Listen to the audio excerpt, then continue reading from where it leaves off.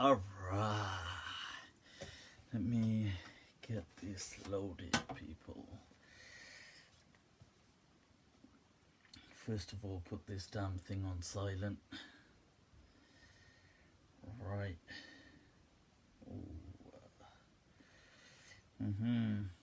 Damn.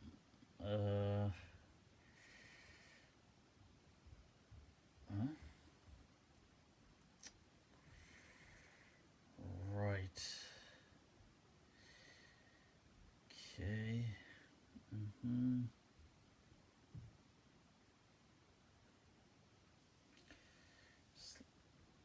Bringing this up, people. Just gonna share it. Just un momento. Right, what is going on, man? Why have they changed all of this?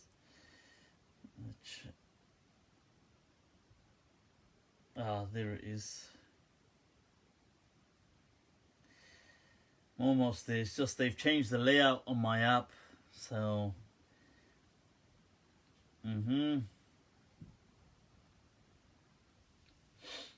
almost done, people.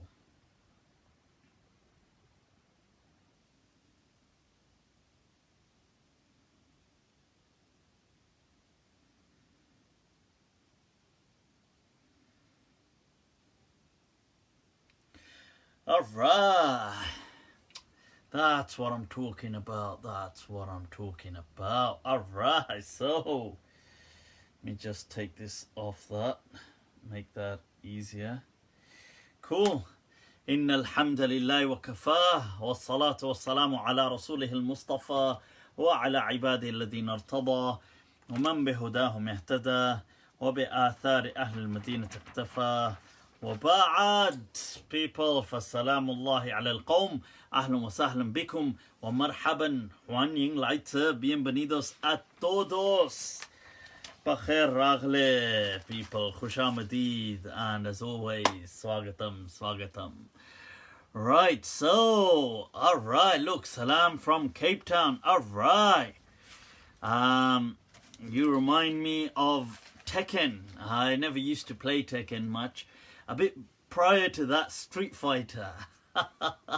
Back in those days as a kid, we used to play Street Fighter. Do you work out in Ramadan? Hell yeah. Hell yeah. Gotta be done. Shahreen, Robin, Ahlan wa Sahlan, Ramadan Kareem. Ramadan Kareem and Mubarak to all of you people. You know, may Allah bless this month for you all, for your family. May He make it a month of gains in all aspects. Ameen, ameen. Right, so what is going on? What is going on? No sooner does Ramadan arrive that we have the usual Ramadan debates are going on. The Taraweeh debates are going on. The moon sighting issue.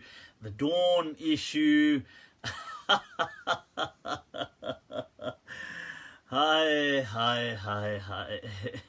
These masail. You've got... you see, the more I think of it, the more I feel staying away from religious people is just is from the wajibat. But I really do feel that, you know, my nasiha really to people, this is my nasiha. I think you should all make your circles of friends, your circle of,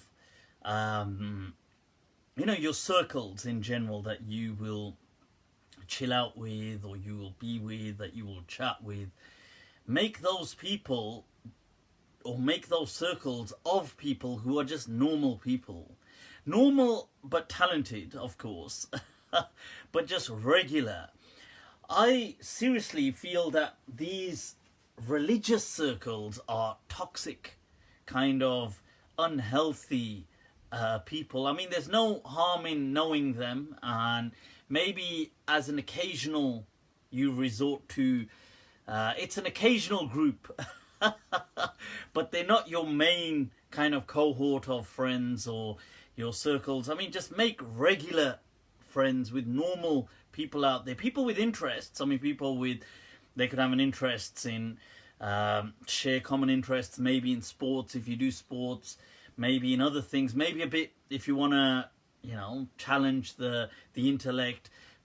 Arts, for example, people who are into arts, maybe they're into poetry, maybe they're into literature, they're into discussions, philosophical discussions maybe.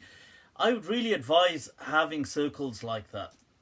The religious crowd are just, you see, you've got to understand that they will forever be constrained, and they're kind of like a very, I hate to say this, but they're like they can be a very nasty and toxic kind of atmosphere if that's your main group in life. I mean, if that's just one of your several that, you know, you see them but they're not your main people, then I think you're fine. But if you start just that becomes your main crowd, you will really suffer, unfortunately. I mean, you'll suffer in life. You've got a hell of a road in front of you. That's my nasiha. You don't need to take it, but I'm telling you that it's a toxic thing, right? So what else is going on? I mean, people, they're saying, they're giving some of their thoughts on the matter, whether I'm totally wacko or that's the truth. But I'm just being honest on, seriously, do not let these people guilt trip you.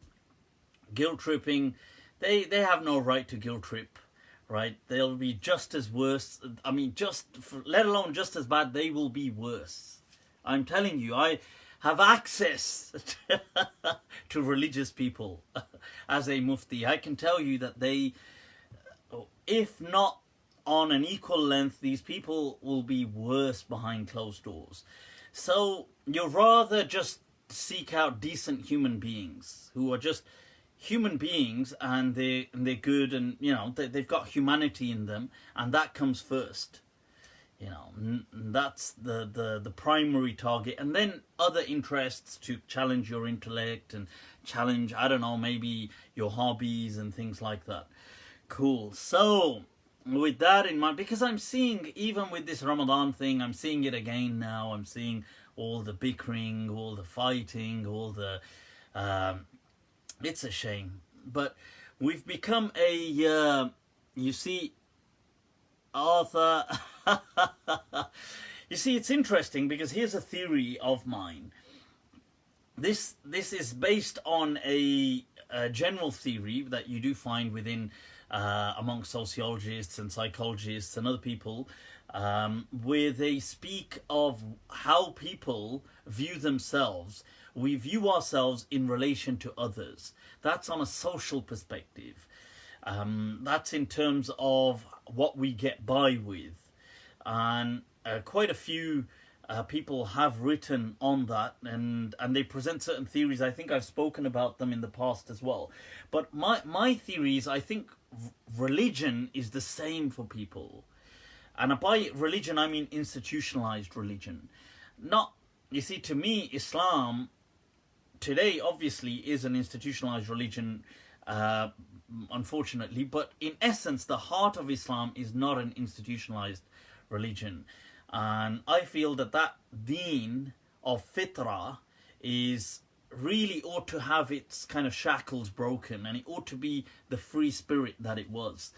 So coming back to my point, this example I've mentioned once before as well, that there's a game devised by certain researchers where they will say that, let's say, to see how people will make themselves suffer if it has to be so long.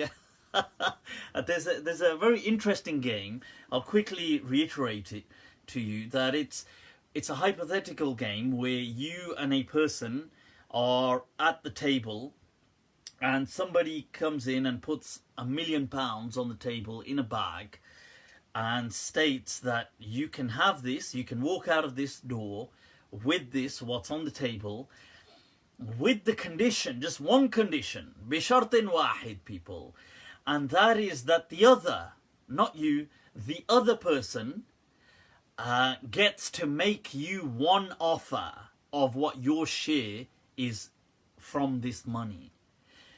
If you accept, you both walk out with that allotted share. If you decline, nobody walks out with anything. There is no conferring and there is no second chances. That is the only shart, the only condition. Now, you think, well, okay, fine. Now, logic would teach you that something is better than nothing. Yeah, so if I walked into this room now, let's say I've not walked in with my wallet, so I've walked in with no cash. If I left this room with £100 richer than when I walked in, £100 ain't much, but still, it's better than nothing. So logic would dictate that surely, since anything is better than nothing, this person A, would approve. But let's say from that million, the other person said, okay, you will get £1,000. That's it. Now, you just have to think about it. You will say, up yours, mate. No way on earth do I get 1,000 out of a million. So you would happily walk out with nothing and making sure they lose everything, rather than you walk out with something so small. Now, you can just think about it, and most human beings, the absolute majority of them, will go with the same. And statistics showed that unless it was 20 to 30% of the overall offering, at least, this participant wouldn't decline. They wouldn't accept it. So they were trying to understand, well, what's the psychology behind this? Right, so the psychology behind this is that people, you see, contentment is often in relation to others. Like people, satisfaction, better than contentment. I don't mean contentment. Satisfaction, self-satisfaction is in relation to others. So I will feel happy with things so long as I can compare with other people in my social surroundings and we're okay. So, you know, if I've got a Samsung phone, it's okay so long as, you know, other people have got, let's say, similar kind of phones. If I've got, let's say, a Samsung and everybody's got like 8 models above mine, then this very same phone that once brought me happiness will no longer bring me happiness, because I view things in relation to others. And I have to, and that's the kind of structure by which I get by. And on this note, I actually think that the Sufis historically were onto something.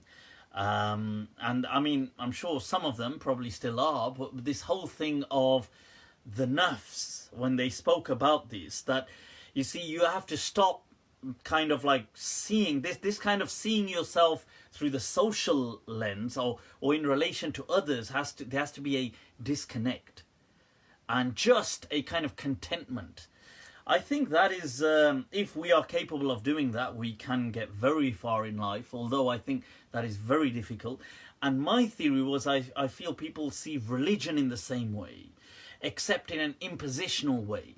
That I am happy with my religion so long as I can impose it on all others who subscribe to it as well. The moment I can't impose it, or at least theoretically impose it on others, then I'm no longer happy with this. So it's interesting. I mean, that's just some food for thought. I find that people today feel, and this is a big question mark, and I'm going to leave this point with you guys and let's move on to some questions. I find that today people feel that if there was not a very a very detailed list of do's and don'ts from God, let's say there are some do's and don'ts, like do not murder, do not do things, not those kind of broad ones. Those everybody accepts. People feel if there isn't fine, like very specific detailed do's and don'ts about our daily lives from God, then religion is useless. And I find that quite disconcerting. I find that quite problematic, because to me that says a lot about people's personality and their relationship then with God. Because their relationship seems to only work in this kind of almost like a sadomasochistic kind of manner, of like being very strictly told off about certain things. And so just knowing, like, imagine God just told you, just believe in me, that's it. I'm not asking you anything else. Okay, I'll tell you a few things, don't kill people, yeah, a few, let's just say some major prime commandments only, which universally are accepted, like don't steal, don't do this, don't do that, and that's it, just believe in me. To most people, they would lose their faith if God just said simply believe in me. And that is, to me, like I said, it's very disconcerting, because that is pretty much the entire Meccan period. And the real first major pillars of personalities who embraced Islam in that period, just based on just God. They didn't come to Islam based on a long list of, when you're buying, make sure you pronounce this word, and when the fast begins, it better have the intention the night before, and when, if you make an intention, and they never had any of this. It was just God, اعلموا أنه لا إله إلا الله. Just know that there is only one God. So that's I think some interesting food for thought. People, Ramadan. Alright, so tonight what we're going to do is, I will be taking a look, we'll take a look at some Ramadan, like a refresher on some top often asked questions to do with Ramadan. I've got quite a few sent to me, but I'll take a few others as well. Excuse me. So we'll do that. In addition to that, we'll be taking a look at this hadith to do with, if somebody consumes alcohol, is their salah acceptable? And that it is rejected for 40 days. Why is that hadith important? The reason that hadith is important is because many people are basing fasts on that as well, saying that, well, if you drank alcohol, or if you smoked weed, or if you took drugs, or if you did something, your salah and saum are unacceptable for 40 days. That is baseless. It is nonsense. The hadith is unacceptable, and I will go through the whole detail of that, showing why the hadith is unacceptable. So we'll take a look at that a little later on. Yep, Ustad Muhammad saying da'if. Oh, that reminds me, Ustad Muhammad, I'm going to come to a question I think that you asked me once previously as well, about Makkah. So the third thing I will be taking a look at as well, a heartfelt reply to my Wahhabi friend, my wobbler friend. So there's a guy who I've never heard of this guy, but he took out his time to refute me. So that's very kind of him. Allah, Allah, Allah. What is it? तुम तो तकल्लुफ को भी इखलास समझते हो फराज, दोस्त नहीं होता हर हाथ मिलाने वाला. These people. So there's this guy. I'm gonna try and bring up. I'll show you guys what he looks like. And so somebody sent me a link or something of his, saying, don't know if this guy's doing he's done a refutation on you. And so I thought, well, I have to, I feel I'm obliged. Right, so I thought, who is this guy first of all? And you couldn't make this up, people. Honestly, you couldn't make this up.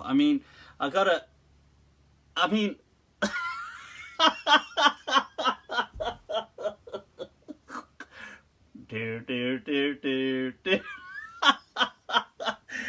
Oh, bloody hell. Blimey. It's Bin Laden.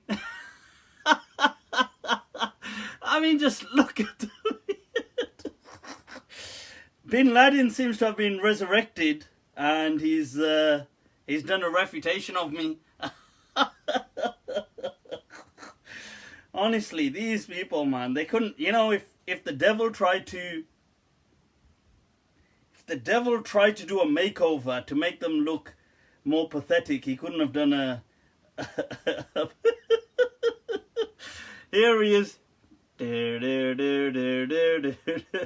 Trying to show it so you can't. Allah. Ah, blimey, good looking fella, you know this one.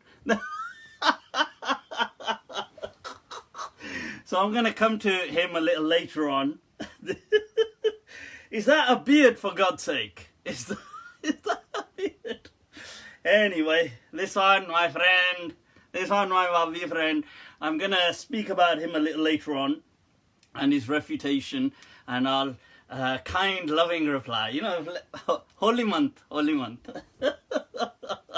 Anyway, that's in the Mufti Masala section. We'll take a look at that as well. But let's take a look at your questions more importantly. Yunus, ahlan wa sahlan. Masood, ahlan wa sahlan. Mufti Abu Layth, is it okay to make dua in English in Salah? Absolutely. Dua in Salah, according to the school of Medina, can be made in English. It can be made in any language. So, for example, if you're in sujood or anything like that, you can make dua. That's absolutely fine. And the dua is unrestricted. You can ask for anything. Anything. So you're like, and Ya Allah, can I?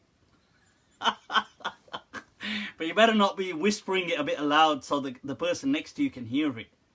And since it's in English, he understands. He's like, bloody hell, for me too, bro, for me too. Or he starts saying, can I have one of those? That dua for me as well, please. Right, so. Well, let's take a look at some questions, people. What is going on? Well, I'll try to bring up some. Right, I'm going to try and bring up some of the questions you've asked. Right, first of all, one question before I forget. I was asked by a few people, and Ustad Muhammad, who is online as well, I believe, he'd asked me, what is the city Bakkah? إن أول بيت وضع للناس للذي ببكة, that the first house that had been made, most like the context is dedicated to worship, was in, and this is linnas for people, in the place of Bakkah. Now, many people have said that Bakkah is Makkah. Okay, many people have said that. However, in my understanding, I've been looking into this slightly. My understanding is that's not the case, most likely. I mean, Allahu A'lam. But I feel that Bakkah, most likely, Allahu A'lam. Some people say Allah just used a historical term here, that Makkah may have been called Bakkah a long time ago. Although the historians generally do not list from the names of Makkah, from the many names given to Makkah, for example, Qura, or different kind of names that people will give, what isn't generally recognized is Bakkah. However, a bit further north towards the Levant region, in modern day Lebanon, that kind of area, you do have a city of Ba'alabak. Okay, so Ba'alabak, Bak here in antiquity was a term referring to city. So Bakkah, in that understanding, in that part, this is going slightly north, so towards the, which would be modern day Lebanon, that area. there was a city dedicated to, or it was in the name of Baal, meant Lord, like Rabb in the ancient language. And so this was a city dedicated to the Lord, Baal Bak.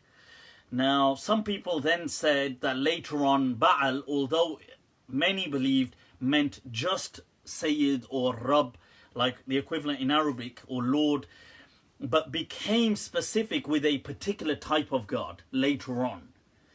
And it seems that a lot of historical research, anthropological findings demonstrate that there has been most likely continuous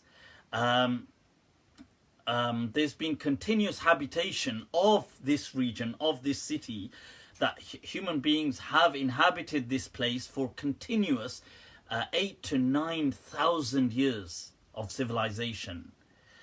So it may be that is perhaps the place, Allahu A'lam, that Bakkah may have been that region, because there still is the famous kind of temple in Baal Bak, and you can see it online and things like this.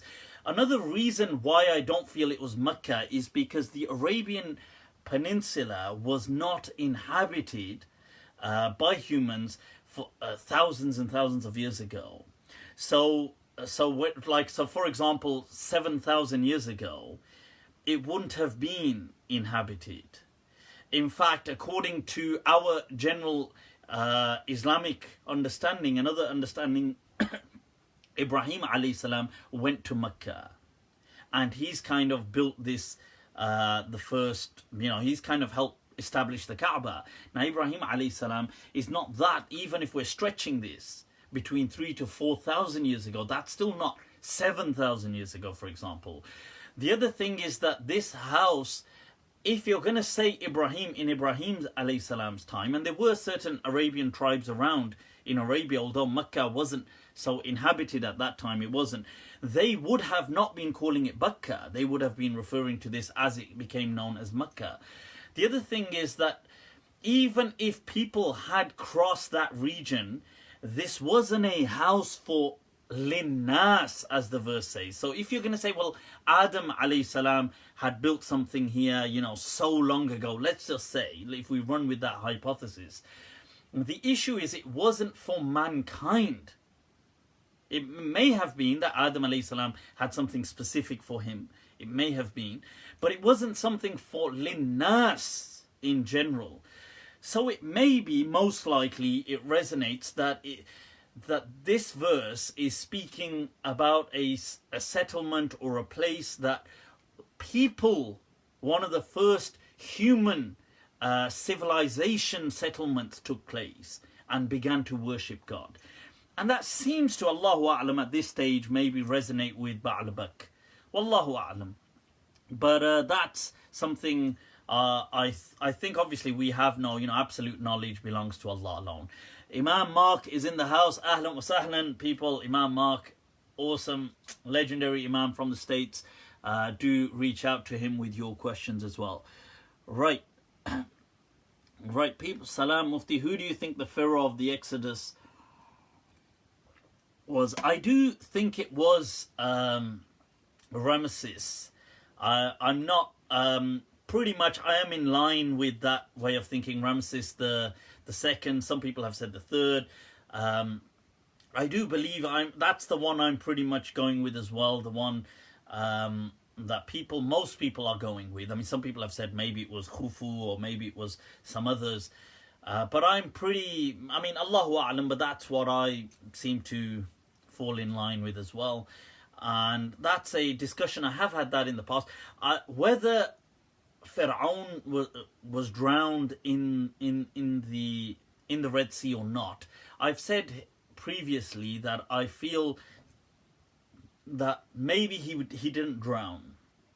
That when Allah says, "Today we save you," it meant that he was saved, and hence that's in line with what the Jewish Bible teaches as well. That Pharaoh did actually go on, and he did live on. Much after the Israelites had left, and actually lived a very long life. Why he didn't pursue the Israelites any further was just because of the humiliation. And I think that makes more sense, that he knew and then did kufr. Because if we're just going to go with the understanding that it was simply death, that with death he knew, then that's all human beings, one could argue. Or most human beings, one could argue. What made Fir'aun so special? But the verse refers to Fir'aun's kufr as juhud, jahad, that it's a kind of arrogance. And that would make sense if he was saved. Anyway, but that's a discussion for another day. Mufti, can you explain? Yes, so that's, Aidan, that's what I'm talking about. فَالْيَوْمَ نُنَجِّيكَ بِبَدْنِكَ لِتَكُونَ لِمَنْ خَلْفَكَ آيَةً. That today we save you with your body. Now, many people have felt that Fir'aun that he drowned in the Red Sea, that the sea, when it collapsed. The Bible, however, doesn't refer to him drowning. It refers to his chariots and his army drowning, much of his army, but not him. It doesn't specify, the Jewish Bible doesn't specify, or the Old Testament, that Pharaoh actually drowned. And that seems to make sense as well. One, with the verse of the Quran, that today we save you with your body, so that you may be a sign. This is what stubborn kufr is like.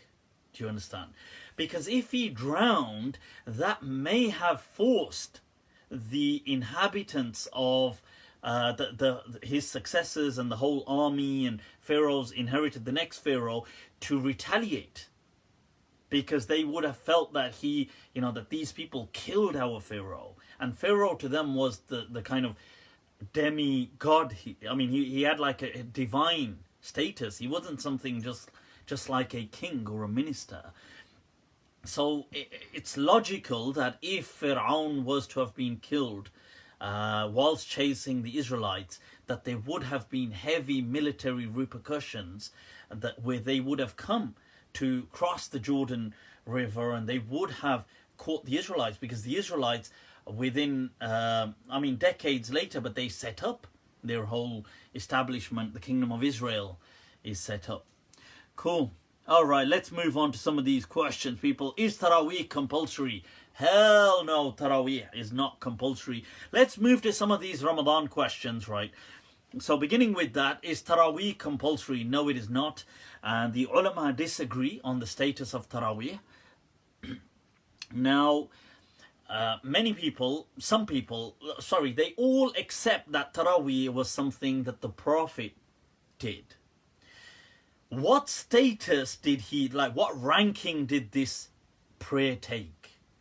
They accept, let me simplify this. Muslims accept that there was a prayer that the Prophet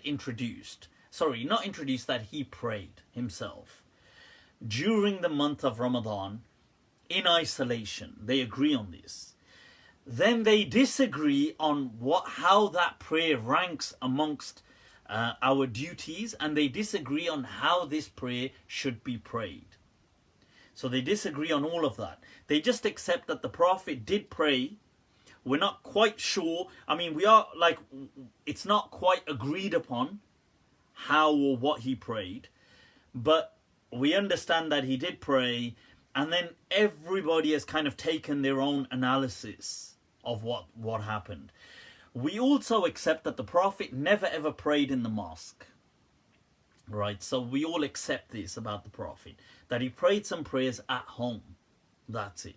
Privately. They were private prayers. Now, some people have understood Taraweeh to be like a semi or a quasi-obligatory prayer. So they don't call it obligatory, but some of them will say it's like, some of the Hanafiya will place it towards a wajib almost. Or those who will say it's a sunnah mu'akkada and emphasize sunnah, but will say you're sinful for leaving it. Now that makes it quasi-obligatory, because if you're sinful for leaving it, then it must be an obligation. So leaving the semantics aside, this is what they believe, that a person is sinful if he doesn't pray Taraweeh. that was not the understanding that was inherited in the city of the Prophet. The city of the Prophet, people, Madinatul Munawwara, with the companions living there and thousands of them that were buried there, and their students, and then their students. So their students being the Tabi'een, and their students being the Tabi'een, those who come after them, and amongst them Imam Malik. He transmits this understanding when he's asked about Taraweeh.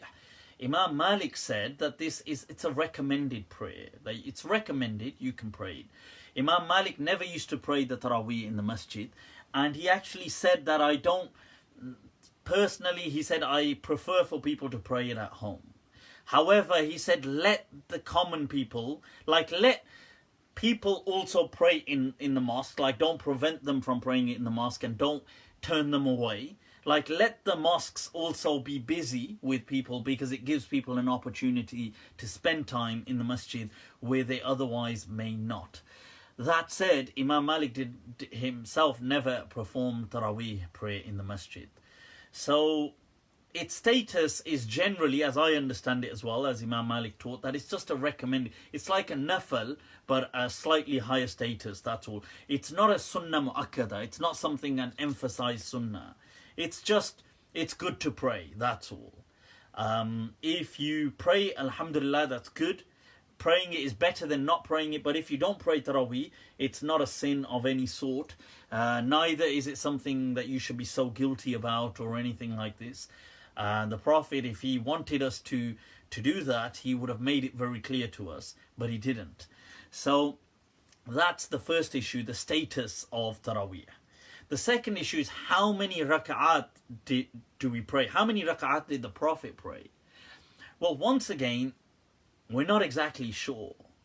All we know for certainty is the Prophet prayed something. Some narrations, like Aisha radiallahu anha in Bukhari, states that the Prophet would only pray 8 raka'at. And in fact, what he was simply praying was what other people call tahajjud, the night prayer. But so this Taraweeh has a similar status to tahajjud, except it's a slightly like a notch or two above, that's all. Now, so there is that understanding. Some people have said no, that that what you pray is 20 raka'at, and they have some narrations saying that people used to pray 20 raka'at. So after the Prophet had passed away, in Abu Bakr's time, there wasn't that much stability, but in Umar radiallahu anhu's time, he did set up jama'ah in the masjid and made one imam lead them. This was something that Umar radiallahu anh kind of introduced. Okay. And now this opens a different discussion. Was this a bid'ah? That's a different discussion. But this was something that Umar radiallahu anh introduced. And now, how many rak'at did they pray? Imam Malik brings the narration that they only prayed 8. And he brings the narration that they prayed 20. So including witr 11, or including witr 21, for example. Or some people say 23. Now, both of these narrations are transmitted by Imam Malik. Some people in Medina used to pray many more. They used to pray up to 36. So in the time of Umar ibn Abdul Aziz, and some people used to pray up to 40 rak'at. And Imam Ahmad often, I think it's transmitted that he would pray about 40 rak'at. My understanding is as in line with what people like Qadi Abu Bakr ibn al-Arabi and other Malikiyah, and including other non-Malikis like Imam Shawkani, have explained, that Taraweeh has no fixed number. That it is just it is a recommended act, that, and you can do it. It has no number. It's unlimited. Now, technically, by that understanding, one could just say, how about just praying something like 4 rak'at, or 2 rak'at, or 6 rak'at. Now, I would say, although the least we have in a hadith form explained about the Prophet's prayer himself was 8, so one could set that as the lower limit, and then anything above that. That said, I would feel if a person even prayed any nafal, any nafli prayer, that it would count. I would feel that it would count. That's my personal understanding. So if a person technically even prayed 4 or even prayed 2, I would feel that that still counts. But I would advise people in general when speaking about Taraweeh to set the lower bar, what we know of the Prophet's prayer, and the least that the Prophet prayed was 8. So I would set that as the lower bar, and the top end would just be unlimited. So whatever a person wants to pray, if you want to pray 8, you want to pray 12, you want to pray 16, you want to pray 20, you want to pray 40, you can do as you please. Okay, so that's my understanding on the number of rak'at for Taraweeh. Cool. So I hope that makes sense. And all this what people are saying, you know, oh, it must be 20 or it must be 8, or it's all nonsense. It's all nonsense, people. The what is it? Desh sankat mein. It's a problem, you know, it's one big problem. So these are old debates, people. Very old, outdated. We need to really kind of jettison all this old baggage and move on. There's no big... The fact, if people are praying, alhamdulillah, and if they're not... So the next... Let's move on to some of these questions to do with Ramadan. Right, somebody said, sounds like kindergarten theology. All right, I like it, I like it. Right, so, question I'm often asked, if you can't pray Taraweeh, can you still fast?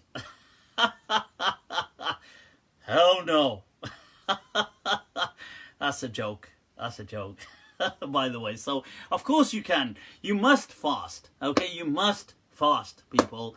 Fasting has got nothing to do with the Taraweeh. Okay, as in, I know that it happens in Ramadan. I know that you're going to say that, you know, the hadith that Allah farad al-qiyam was sanna lana siyam. I mean, sorry, farad al-siyam was sanna lana qiyam and so on. But the truth is, if you're going to look at the life of the Prophet, we understand this was something the Prophet kind of prayed, and it's good to do so, but it's nothing to do with your fast. So your fasts are valid, they're still necessary, they're still obligatory. Do fast regardless of what else you do or don't do.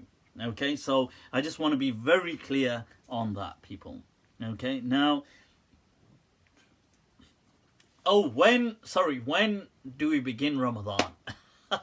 I should have begun with that question, actually. Right, so, ahlan wa sahlan, people. Aidan, yep. Otherwise, you're absolved of it, right? Mufti, Maz, ahlan wa sahlan. Right, so when do we begin Ramadan? Look, people, whatever you follow, there's no big deal. Some people began the fast today, in the UK being Monday, and some people will begin tomorrow, because they are going, those who began today went with the general Saudi announcement. Those who will begin the fast tomorrow are going with the other announcement to do with the sighting from Morocco or Northwest Africa, which is pretty close to the UK.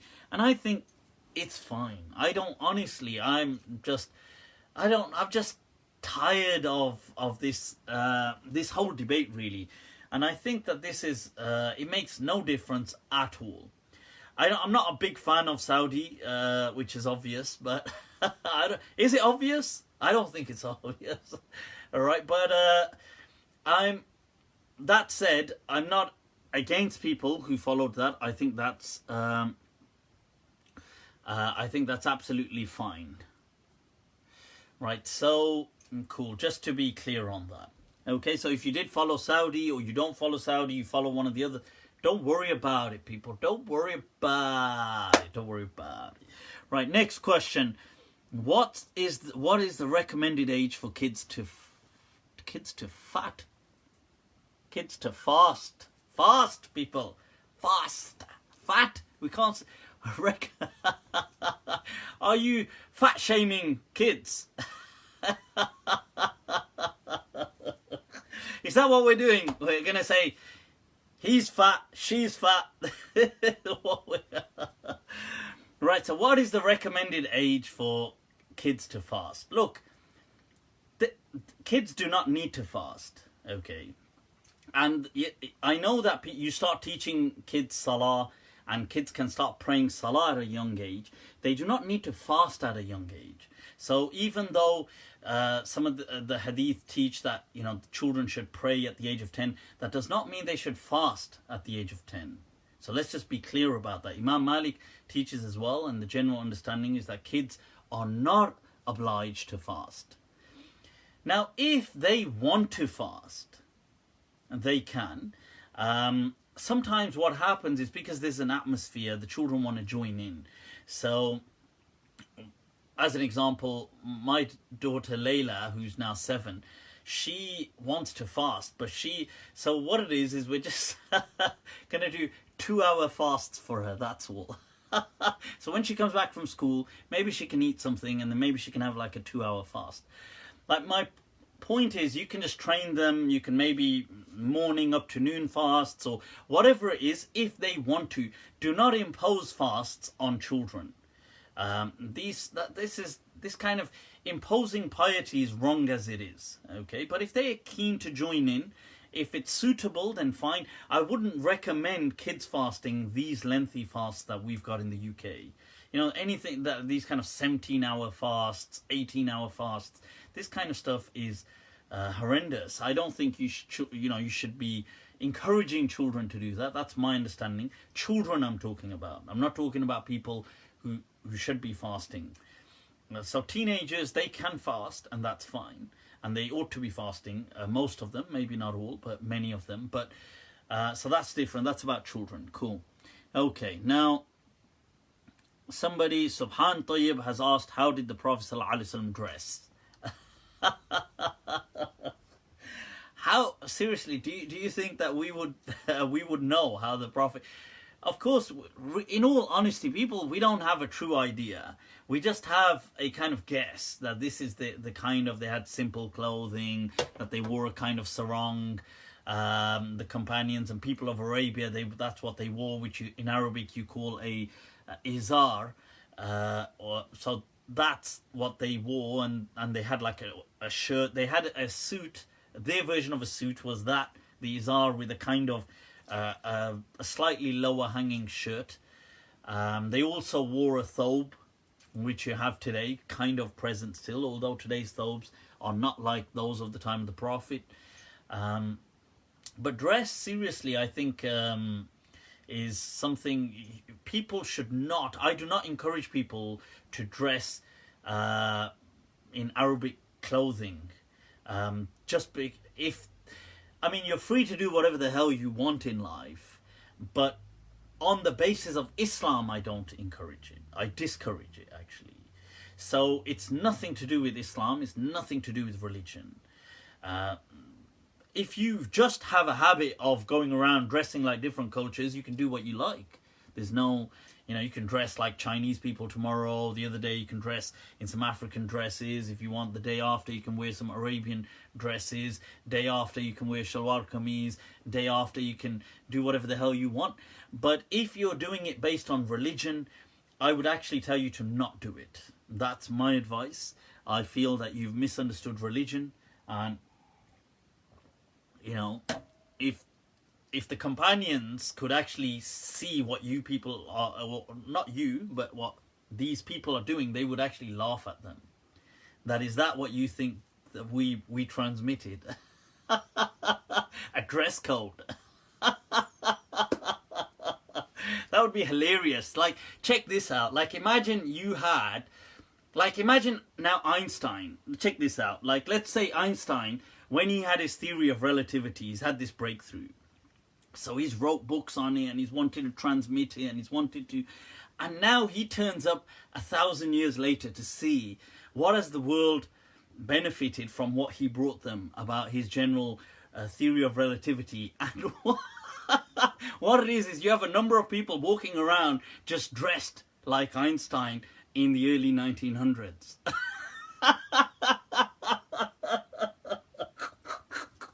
Can you imagine the shock of horror would be like, right, what have I created?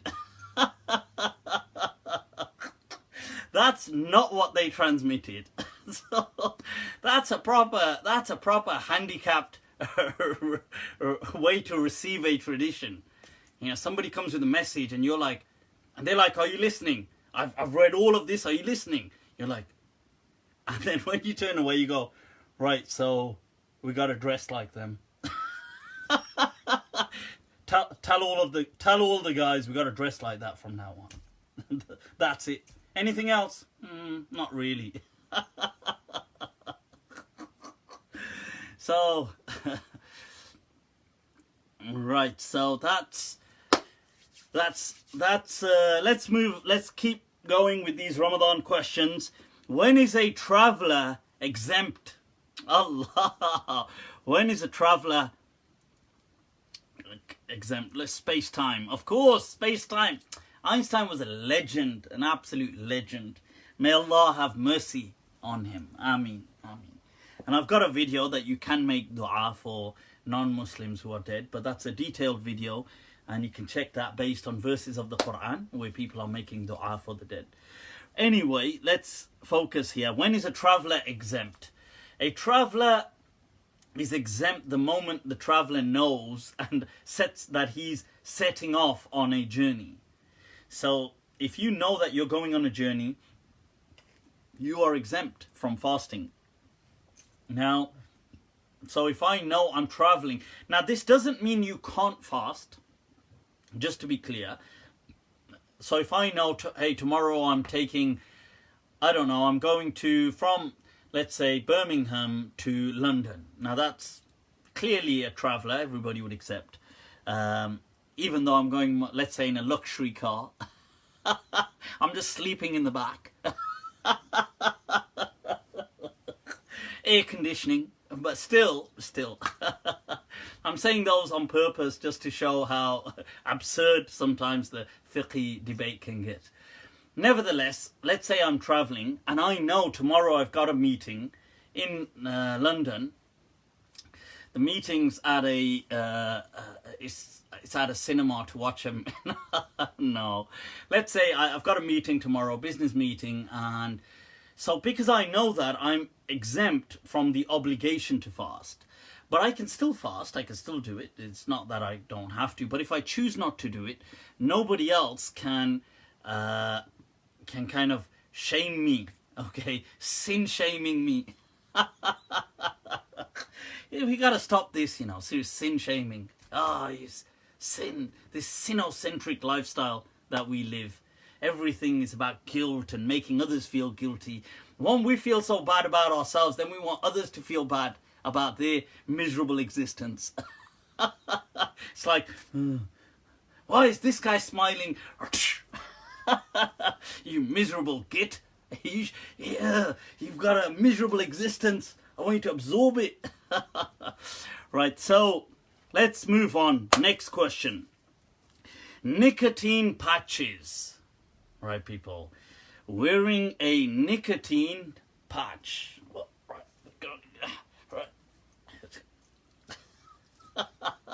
Right, no, so, and with this, vaping, smoking, I haven't got any, I don't smoke, people. By the way, for the record, I do not smoke. Okay, some people think that when I give certain rulings, it's because I must be following my desires, my dark and evil desires. I do not smoke. Honestly, I can't tolerate the actual the smoke, as in inhaling the smoke. To me, it's just so. It hurts my lungs. I mean, it hurts my throat. No can do, people. No es posible. Right, so, but that said, many of our brothers and sisters, many Muslims do smoke. So what is the ruling on wearing a nicotine patch? A nicotine patch is fine, people. It does not violate the fast. Right, so this has been discussed by the Grand Maliki Mufti of his era, Sheikh Muhammad Aziz Al-Juayyid, who was the Grand Mufti of the Malikiyya and the Sheikh al-Islam of his time in Tunis, who gave this fatwa in the 60s when he's speaking about things like taking injections or other that into your body, and then debating the angle with a Hanafi Mufti, what if they contain nutrients? So not just injections, but what if you are injecting nutrients into your body? And he debates very articulately that why this fast is not about becoming weak or starving, because the whole argument of the Hanafi Mufti rested on saying that that would give the person strength. And he said, I would agree with you if the objective of Siyam Ramadan is to become weak, but it isn't. So the fatwa was there. I totally agree with it. Nicotine, and many people today have given this fatwa. I'm just saying, the reason I'm quoting him is because he's quite classical compared to them. I mean, it's from, but at least we're talking, 4 or 5 decades ago. But many ulama today, many of the ulama of Al-Azhar, many of the Dur al-Iftar, the places of Iftar throughout the Muslim world, in Jordan, in other places, they've given these kind of fatwas that nicotine patches are fine. Vaping, I would feel, is the same. I would feel that it does not violate the fast. Why? Because it's not actually nutrients in that sense. It's not food, even though it is a kind of steam that you are taking in. It's vape.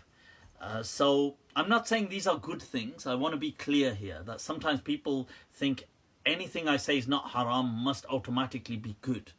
You must do these things. So it's not haram on a normal day to eat soil. It doesn't mean you'll start going out and eating soil. Not everything that is not good for you has to be haram. So when I say something is not haram, I'm not encouraging you to do it. I'm just being clear, but I will not lie. I refuse to lie on behalf of God and say that it is haram just to push an agenda in saying that you should not do this. I think you should be mature enough to make that decision for yourself or face the consequences yourself. So if you are to damage your health by out of your own judgment to do it, then it's your body, it's your health.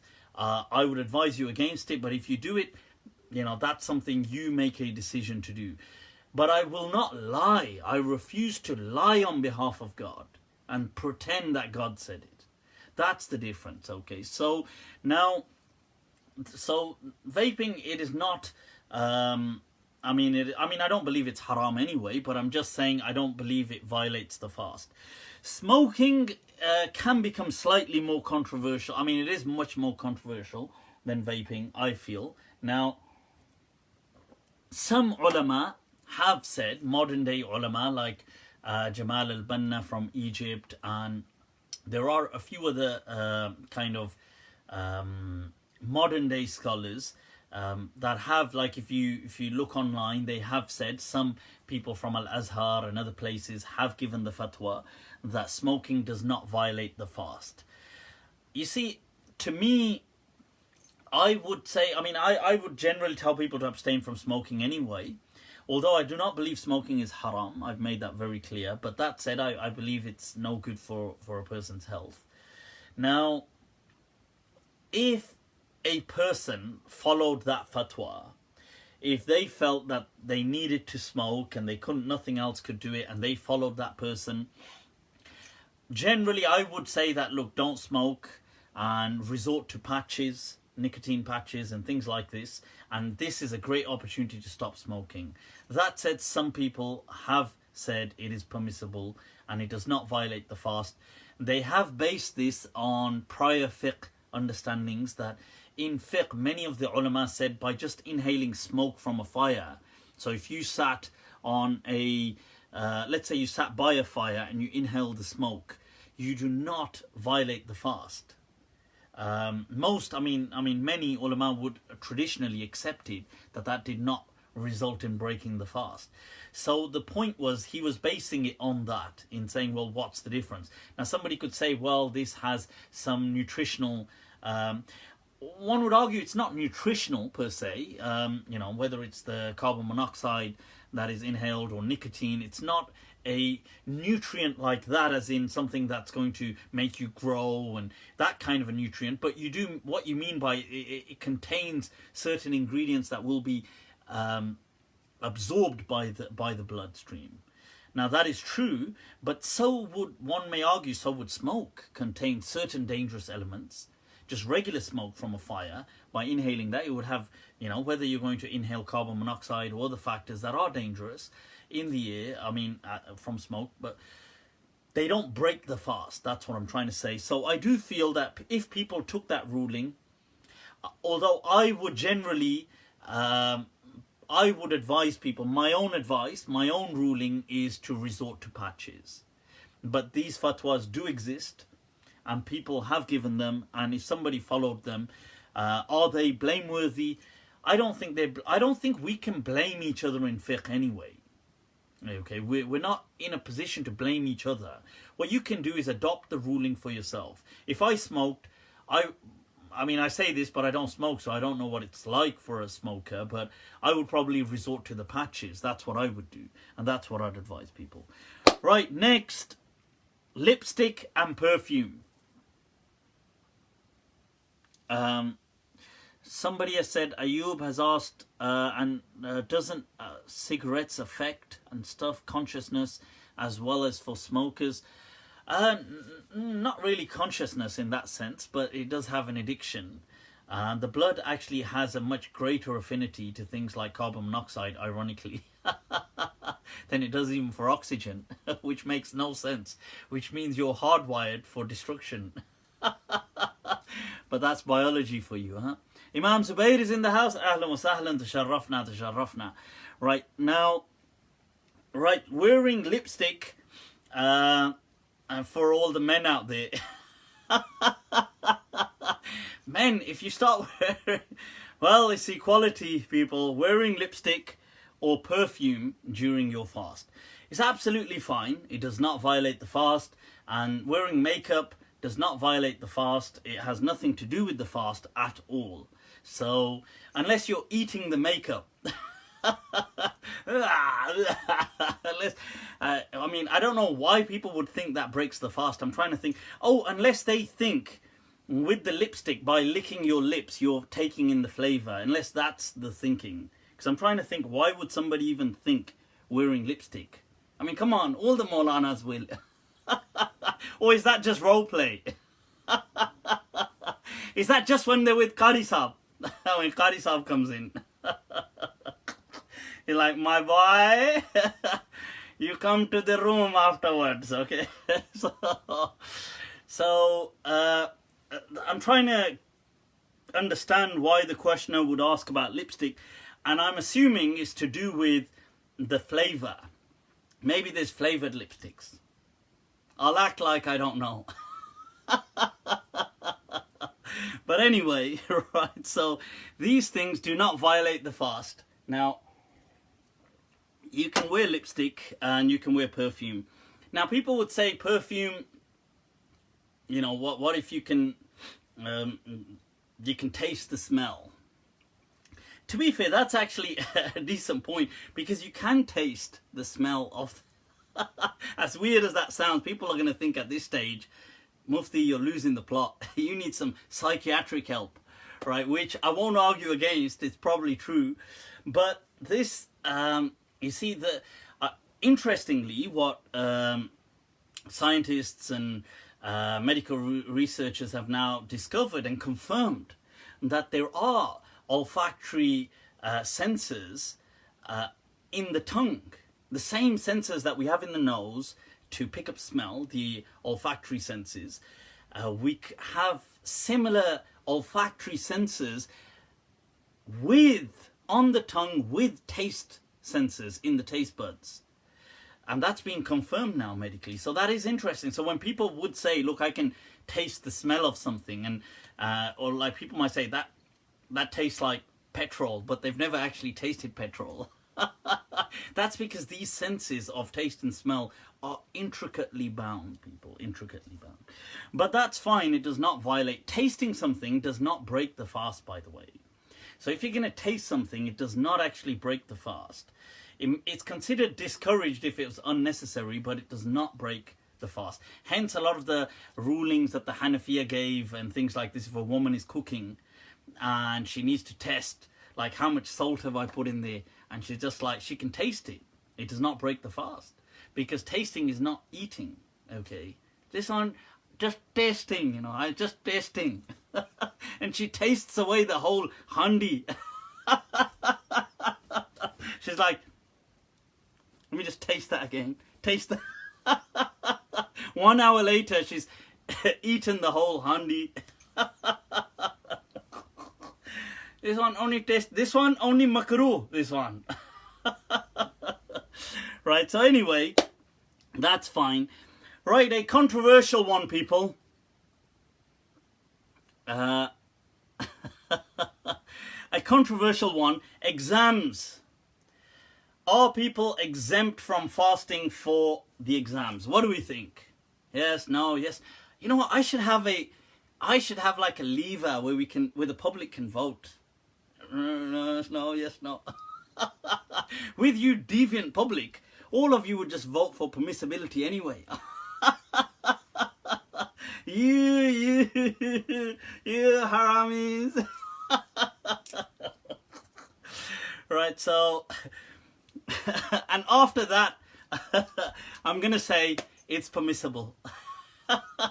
See, it takes one to know one.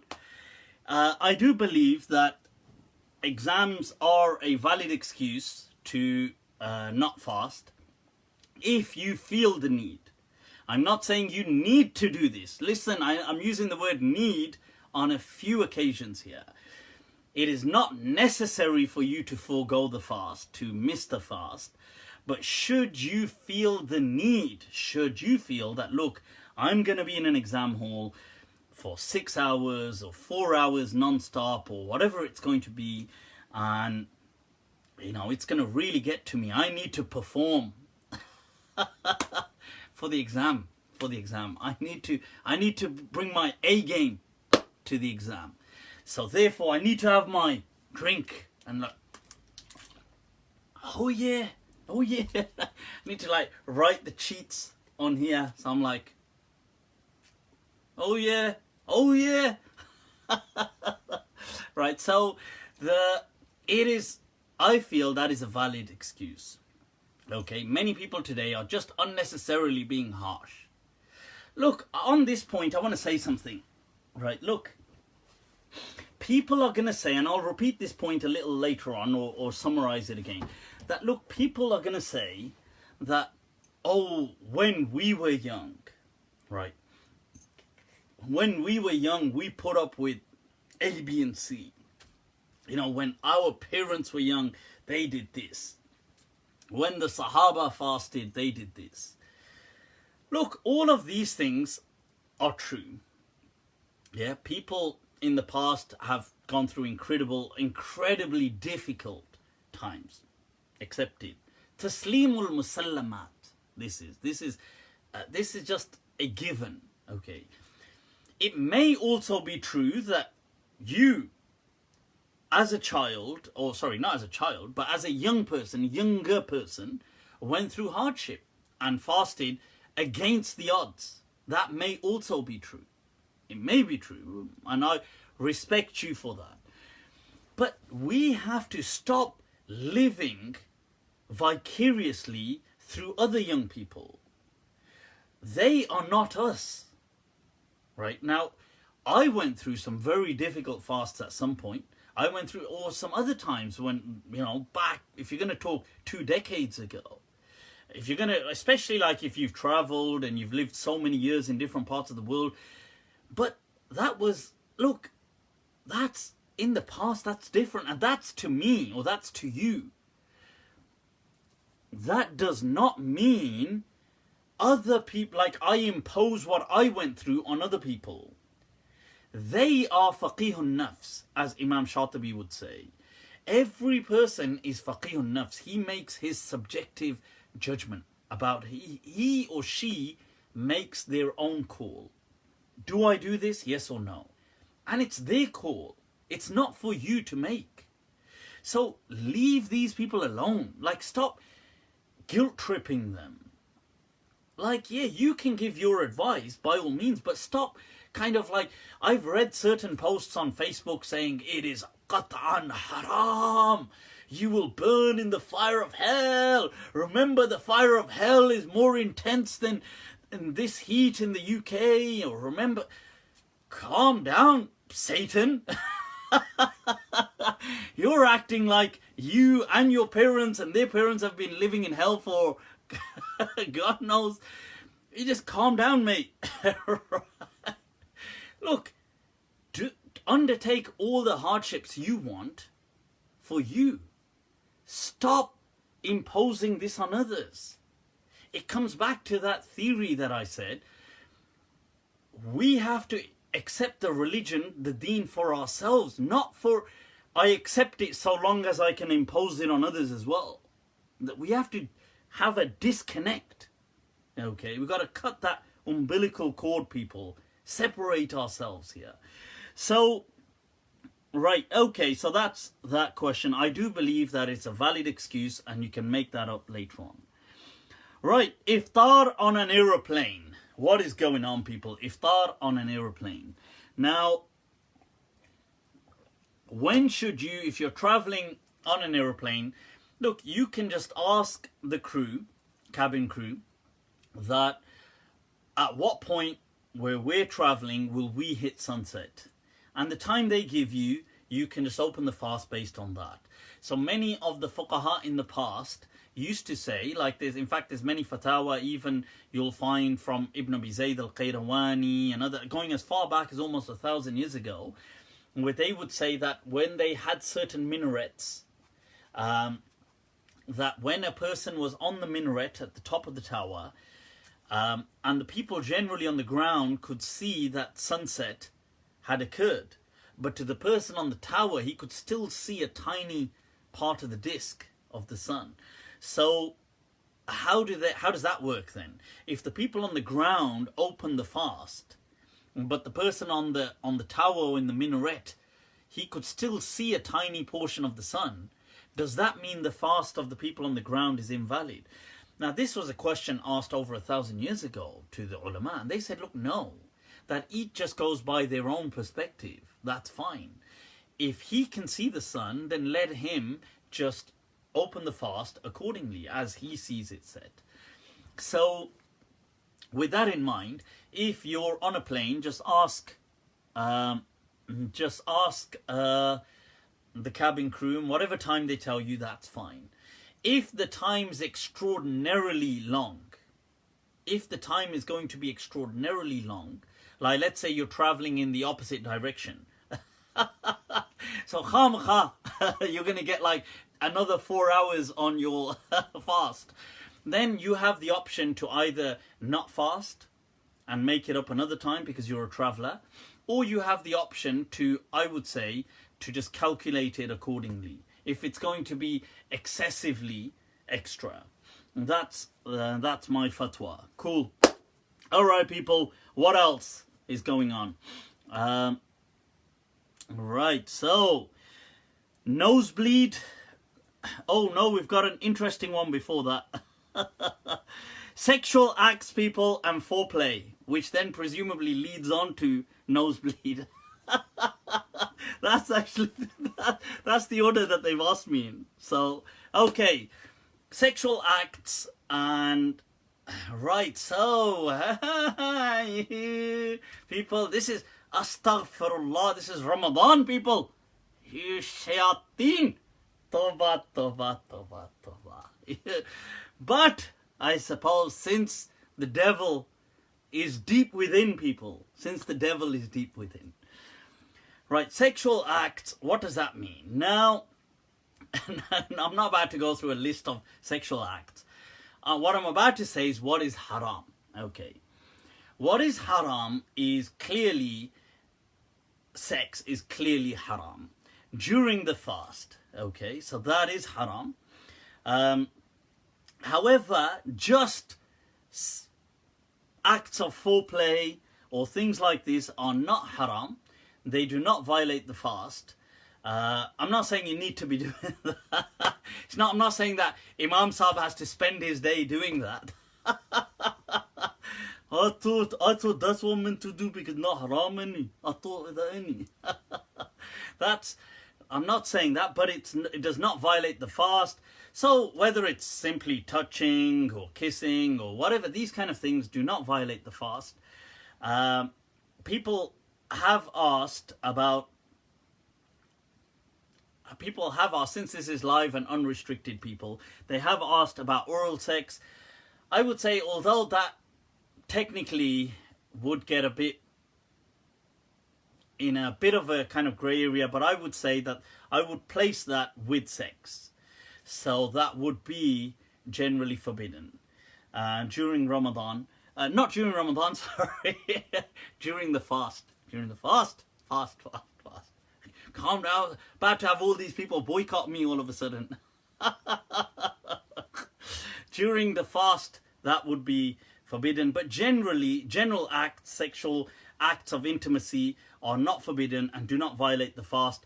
This does lead on to the question of things like madhi and money and wadi and all this, in the fiqh books. When you're reading these fiqh books and it's like saying, and this liquid is and this is what is emitted, and you have these fluids and and you're like, huh?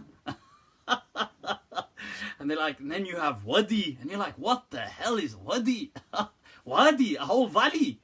This is right. So they say in the fiqh books, what they will speak about is madhi. Now, madhi is preseminal fluid. Okay, so presumably that's like prostatic fluid or other preseminal fluid in generally speaking. Now you have that, and then you'll have semen, sperm, which they call money in Arabic. Not like, I suppose it sounds like money. Same kind of sound, I guess, money. But and wadi is something which I'm not exactly sure what wadi is, but they say it's a kind of a fluid that some people can emit this whilst after urinating. So they describe it as a thick, kind of like almost as a very thick sperm-like fluid. That's how they describe it. I don't know. I've got to go to the images section and then just get in trouble that, what the hell are you? They should have like an images with refer to appendix A. So it's like, oh, okay. It's like, click this, right? So now people will say your fast breaks. Does your fast break with emitting any of these fluids? Or with a woman, let's say, so these were male, with the female, just vaginal, whether it's just fluids and things like this that are excreted. Do these break the fast? Now, the answer, I would say, none of them break the fast. Okay, in my understanding, preseminal fluid, vaginal fluids, whether it's going to be actual semen, sperm ejaculation, whether it's going to be wadi, none of these things actually break the fast in my understanding. That is what many ulama as well in the past did say. I mean, they weren't the majority, but people like Ibn Hazm has argued this. You'll have Imam Shawkani and several other people have argued this point that, look, there is no dalil in the Quran wa Sunnah that the fast is broken with by excreting these fluids or by releasing or emitting these fluids. There's no dalil. The Prophet never said this. The Quran never said this. So this is simply the ijtihad of fuqaha. And if you're going to go with principles, then usul teaches that something by default stands, unless categorically overruled. So the fast remains. If you have a fast, it exists, unless it is broken by something that is clearly spoken of in the Quran and Sunnah. So that, in my understanding, does not break the fast. Although many people will say to you that that does. But the thing about even sperm, if you're going to think about it, like even many Hanafiya argued that it does not break the fast.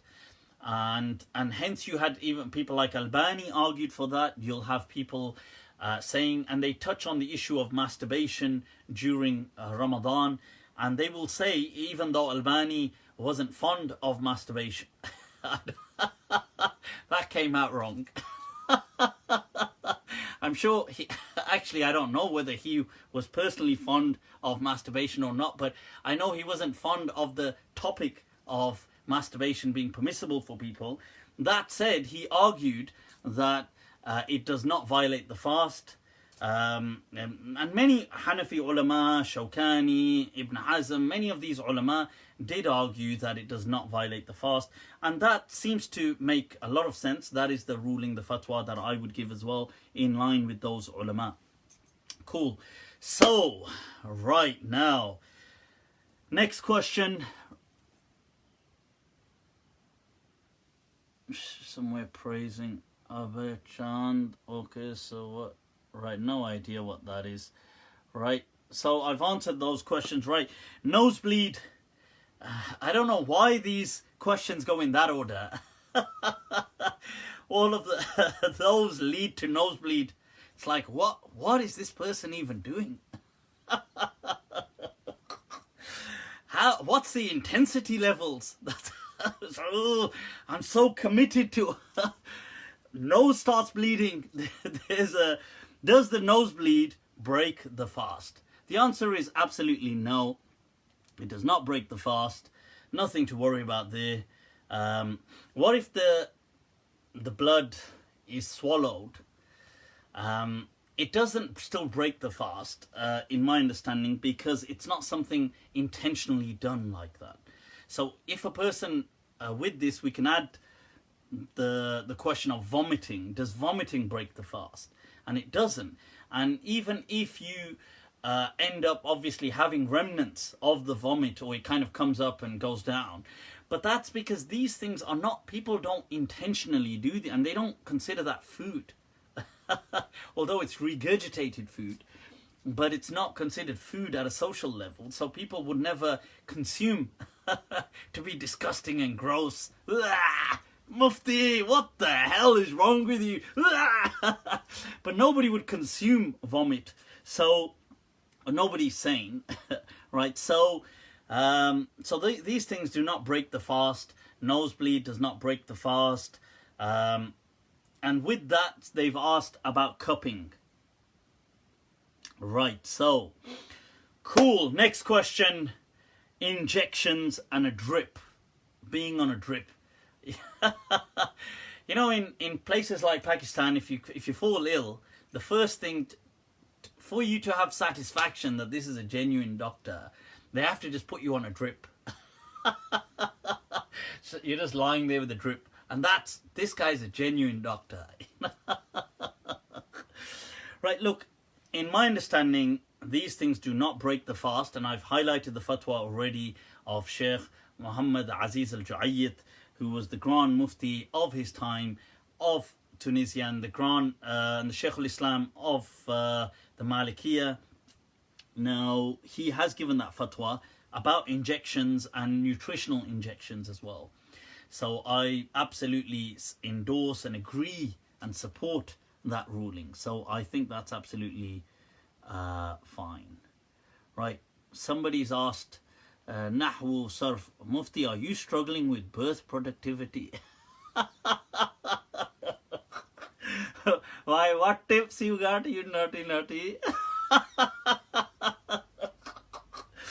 Right, so these are the kind of is this the best my haters can do? I mean, you need a bit more energy, a bit more. Mufti, are you struggling? Anyway, next question. Right, so varying fasts. Oh, that's going to be a slightly controversial. Let's take a few others on fasting. Then I'm going to come into what are the different types of fasts people can be doing for those who are struggling. That's going to be slightly controversial, Not like me to do anything controversial. But if there's any others to do with... let me just check this because I wanted to recap. Right, sorry, on eardrops and eyedrops. Eardrops and eyedrops. Look, even though some... okay, not with the eyes, but with the ears, the canals and whatever can be connected with the throat, but that's irrelevant. Nobody eats or consumes by pouring things into their ears. So we've got to keep things natural, people. How was the deen in the time of the Prophet? What were they trying to do? What was the purpose of the fast? Once you understand that, you realize that these things make no sense. Many of these ulama are saying, oh, if you had eardrops, your fast breaks, or water got into your ear, that's it, you've broken your fast. And that is absurd. Have you ever thought, I know I'm thirsty, let me just pour that into my... And if you have, then, my friend, you've got greater problems. You're worried about the wrong kind of problems. There's a hierarchy. You've got some serious psychiatric problems going on. So, yeah. So that does not break the fast, okay? Just to be clear about that. Let's also... Right, okay, now, are there any... What about nasal sprays? Nasal sprays are fine. You can use nasal sprays. They do not break the fast. What about, I've been asked as well about using things like toothpaste or just say throughout the day, breath fresheners or Listerine kind of strips that you have these, you just place them on your tongue and they dissolve. Or mouthwash, using these kind of things whilst fasting. These things do not break the fast, people, and I encourage, I implore, बहुत धन्यवाद. People, please brush your teeth, use breath fresheners for God's sake, right? Use Listerine, use goddamn, some of you use bleach. Because the ozone layer cannot take this anymore. Just because you're fasting doesn't mean you need to turn, you need to, what? I'm fasting. It's like, the radioactive kind of readings just go, they rocket. Like, what the hell was that? It is one of the most disgusting things that you can imagine, seriously, is bad breath. That is one of the most despicable. Honestly, that is just so... And so whilst you're going to be fasting, because you won't be consuming much, so naturally the bodily kind the saliva in your mouth is not going to be generated as much as it will on a regular day. Therefore, it is likely that you will have odor, and I'm saying it nicely. You're going to have some stench coming out of your mouth. For God's sake, for the love of humanity, brush your teeth. If you go to work, then take with you these strips or breath fresheners, or you can get small kind of mouthwashes, travel size. Take them, rinse your mouth out. Be fresh, people. Be fresh, okay? That is a must. This is wajib. I'm telling you, this is wajib. Right? Forget, this is more wajib than your fast.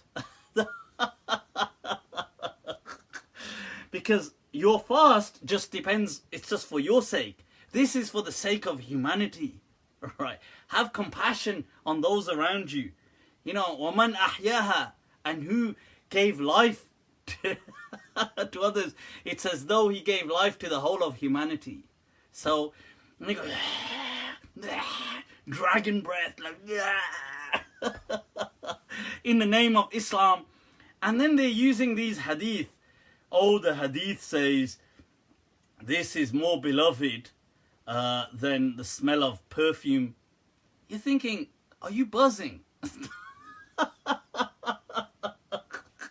Your bad breath is better than perfume. Are you have you been drinking while fasting? Because you're seriously intoxicated. Of course this ain't better than bloody perfume. This is disgusting. That hadith was said as a consolation to somebody who felt it on a personal level. Like if a person felt, like imagine you're fasting and think, oh my God, I need to do something about my breath. Now this might, even though the Sahaba would use fresh siwak, miswak, which people call miswak, the stick. Now that, if you ever use that, it's actually very fresh and it freshens the mouth and it's like using toothpaste. It's actually the equivalent, the natural kind of equivalent. Now, but imagine a person felt that, like on a personal level, they felt like, oh my God, like my breath, I better go. But that feeling, to compensate for that feeling and to console the believer, the Prophet said that, look, don't worry, like that, tranquilo, that this is more beloved to Allah. Like meaning like don't let yourself, don't feel bad. Not that don't change it, of course change it. But don't let it get you down that you have to do this. Okay, that's what it is. Not that like feel proud about it. Yeah, I got bad breath. God loves bad breath. What kind of a twisted image are you giving about God? That he loves bad breath. That's like crazy, right? So, and especially with what Muslims eat anyway with Ramadan, they're like kebabs and all the belching and all kinds of nonsense, right? So, right, let's get to this point, people. I've been asked by a few people. Now, here's an important question. I've been asked by a few people that they struggle to fast and that they are just being very honest with me. So these people have said to me, right now, look, I just want to say that I appreciate people just being transparent and their levels of honesty. So they have said to me that, look, I cannot do the fast. Okay, it is just too much for me. I mean, they won't die, but it's obviously nobody's saying that you have to die. It's not that level, but it's just too much for them. I mean, they're normal, healthy people. They're not necessarily unhealthy. I mean, I don't know if they've got certain levels, but nothing apparently unhealthy about them. I'm not saying they're kind of in a hospital or something, but they've just been honest with me and they've said, look, I can't do this. That this is in the UK. Some people have said to me that it's way too much for them. It's too long. It coincides at a time of the year with it just getting warm.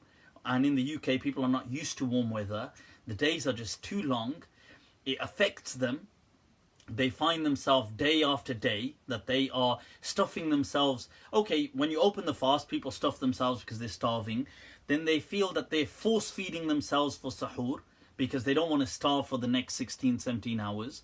So they're force feeding themselves and then they're starving for so long. They're so underproductive. They're so lethargic. They non-stop just, and even if they get used to it, then when they open it, they just stuff themselves. And then and this is a repetitive cycle in which they feel that they're doing themselves more harm than good. So what can they do? Now, I will express the different opinions, okay? And I feel that it is permissible for people to follow these opinions. I'm not saying they have to follow them, okay? So I'm being very clear on that. Now, one understanding is that you just fast, as it is, with the hours in a timetable, and you can go by any timetable. The timetables any local timetable, sorry, that's what I mean. So you could be, whatever kind of, you don't have to go with a particular mosque. You can go with any kind of mosque that you're comfortable with or you're setting. Now, that's the normal standard thing, that you do what everybody's doing. That is option A, that you fast with dawn. There is some problem with dawn. Some people, let's say in Birmingham, people are placing dawn probably, I don't know, it's before 4 o'clock. They're probably saying maybe 3:45, that kind of time, AM. Some people are placing it much more earlier.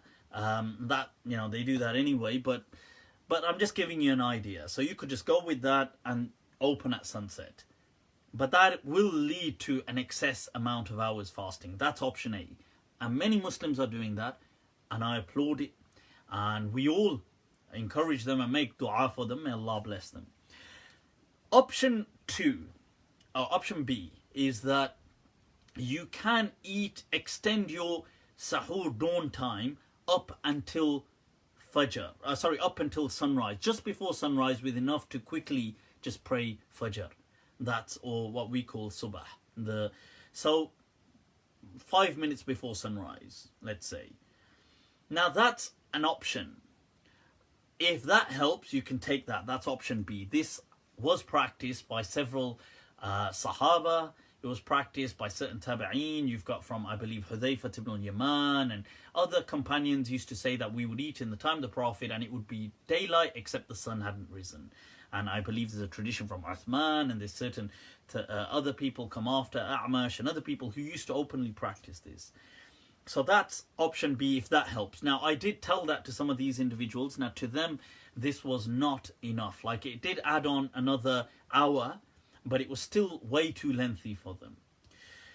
Option C is a fatwa that you can estimate a fast, the period that you will be fasting. Now, this was a fatwa given traditionally by great scholars like Muhammad Abdul, by Rashid Rida, by other great scholars, you know, the Mashayikh of Al-Azhar, the great Shuyukh of Al-Azhar, the senior grand Muftis of Al-Azhar, like Jad al-Haq, like I believe maybe Mustafa Maraghi gave it as well, but I'm not too sure about him. Sayyid Tantawi gave this fatwa, but many right up until today, Diyarul Iftar al-Misriya, the main fatwa council of Egypt, still gives this fatwa, that, and what they say is any countries above 45 degrees latitude. So that definitely includes the UK. I believe Birmingham is, I believe we're 52, I think. But nevertheless, I mean, these countries, it includes most of Europe, apart from southern, like Spain is exempt pretty much, but the rest of Europe almost comes in. It includes most of the northern states of America. It includes Canada. It includes this kind of northern hemisphere above 45 degrees. Now, they said that these people can estimate the fast based on how the Prophet would have fasted. So that region where revelation came. So the Hijaz, Makkah, Medina, how they would have fasted. So you could just take a calendar.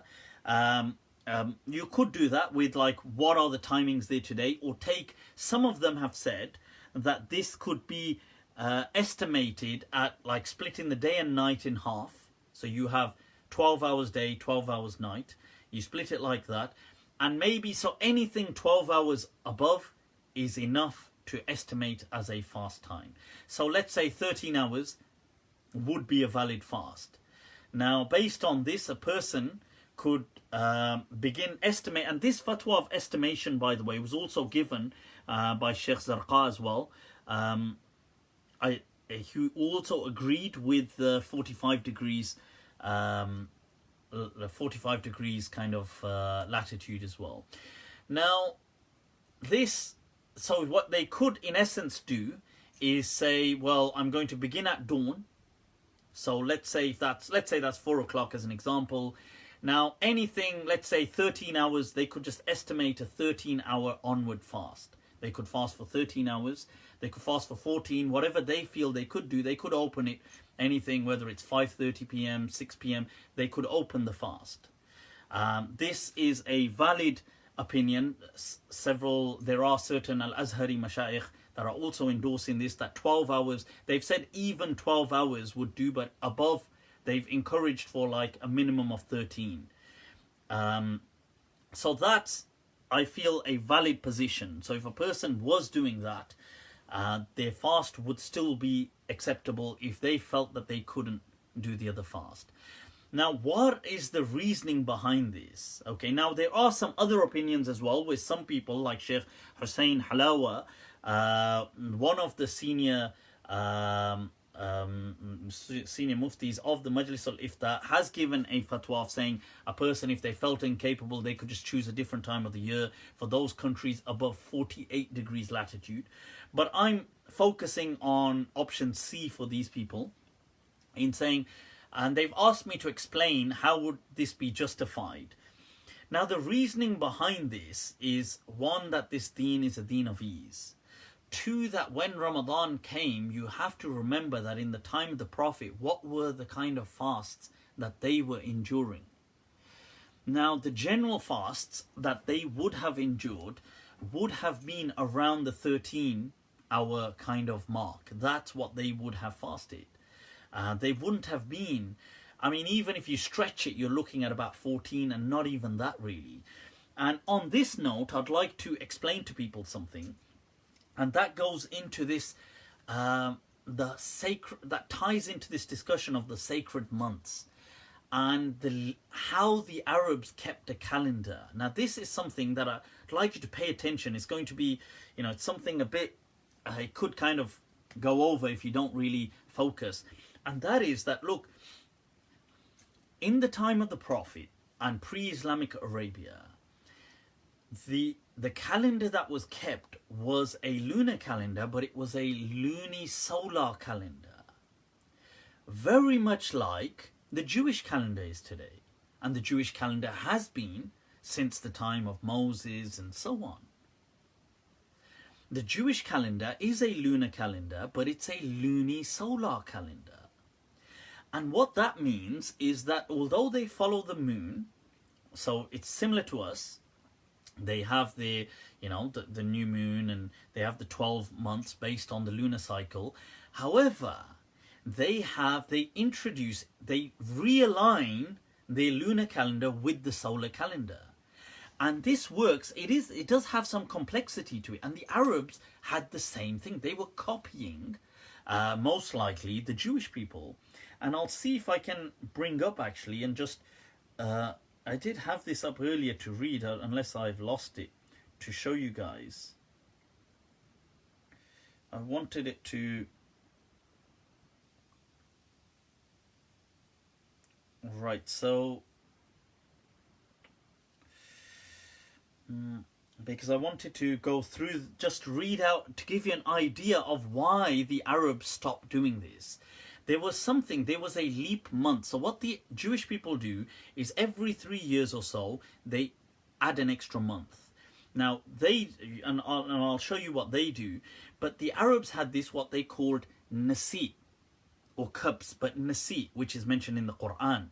So this would, because every year, the lunar calendar goes behind the solar calendar by, it shifts by 10 days. So it's 10 days short, 10, 11 days. Now in 3 years' time, that's around a month. So they would introduce the nasi, which would realign and knock back all the calendars, all the months to their original position. Now, there is a bit more technicality and complexity to it, which is one of the reasons why you can see the Arabs stop doing it, because they just got distracted. But in the time of the Prophet, it was there. Now, we know this because it's mentioned in the Quran as well. Although the Arabs in the time of the Prophet started messing around with it, because they had this concept of sacred months, which is a whole very different discussion in and of itself. What were the sacred months, for example? Because when people say, no, this calendar, here's a very interesting question. What were these sacred months? Now, if you say, well, Dhul Qa'dah, Dhul Hijjah, and Muharram, and then you say what? Whether you're going to go with Rajab or Safar, or whether you're going to go with Ramadan as Rabi'ah did, which is separate. What was the purpose of these sacred months? What is the purpose? People say, oh, you're not allowed to fight in the sacred months. But one would ask, wait a minute, but wouldn't God aim for a higher standard and say you're not meant to be fighting anyway? but if you say no, but sometimes you have to fight, say, oh well, but in self-defense, surely you can have self-defense in these months as well. And if those months are they sacred to us today? I mean, what do they mean? What are you meant to do in these sacred months? Now, why is that interesting? Because that's interesting because that's actually mentioned in the Quran about the 4 sacred months. And it's mentioned in the Hadith. So we understand that this was a ruling that the Arabs had and the Quran just endorsed for them. Now, today it has no relevance to us. So that shows as well how rulings will change with the day and age. It also raises a hell of a lot of other questions on what were those sacred months even about, and why was one of them all the other, at the other end of the calendar, not linked to the others. Even if you're going to say, well, some of them were for doing Hajj, but okay, but for going to Hajj and coming back from Hajj, but what about the other one? I mean, what's that about? And they wouldn't agree, and some would do it this year, and they would change it around, and that's why the verse of the Quran said, إِنَّمَا النَّسِيءُ زِيَادَةٌ فِي الْكُفْرِ, that people were using this to do kufr, like to kind of mess up people's Hajj and to mess things up and to attack people and the Arabs were never good at keeping dates. You see, and this is important. Why is this important? Because this is the complexity of what you have to do to maintain the lunisolar kind of calendar.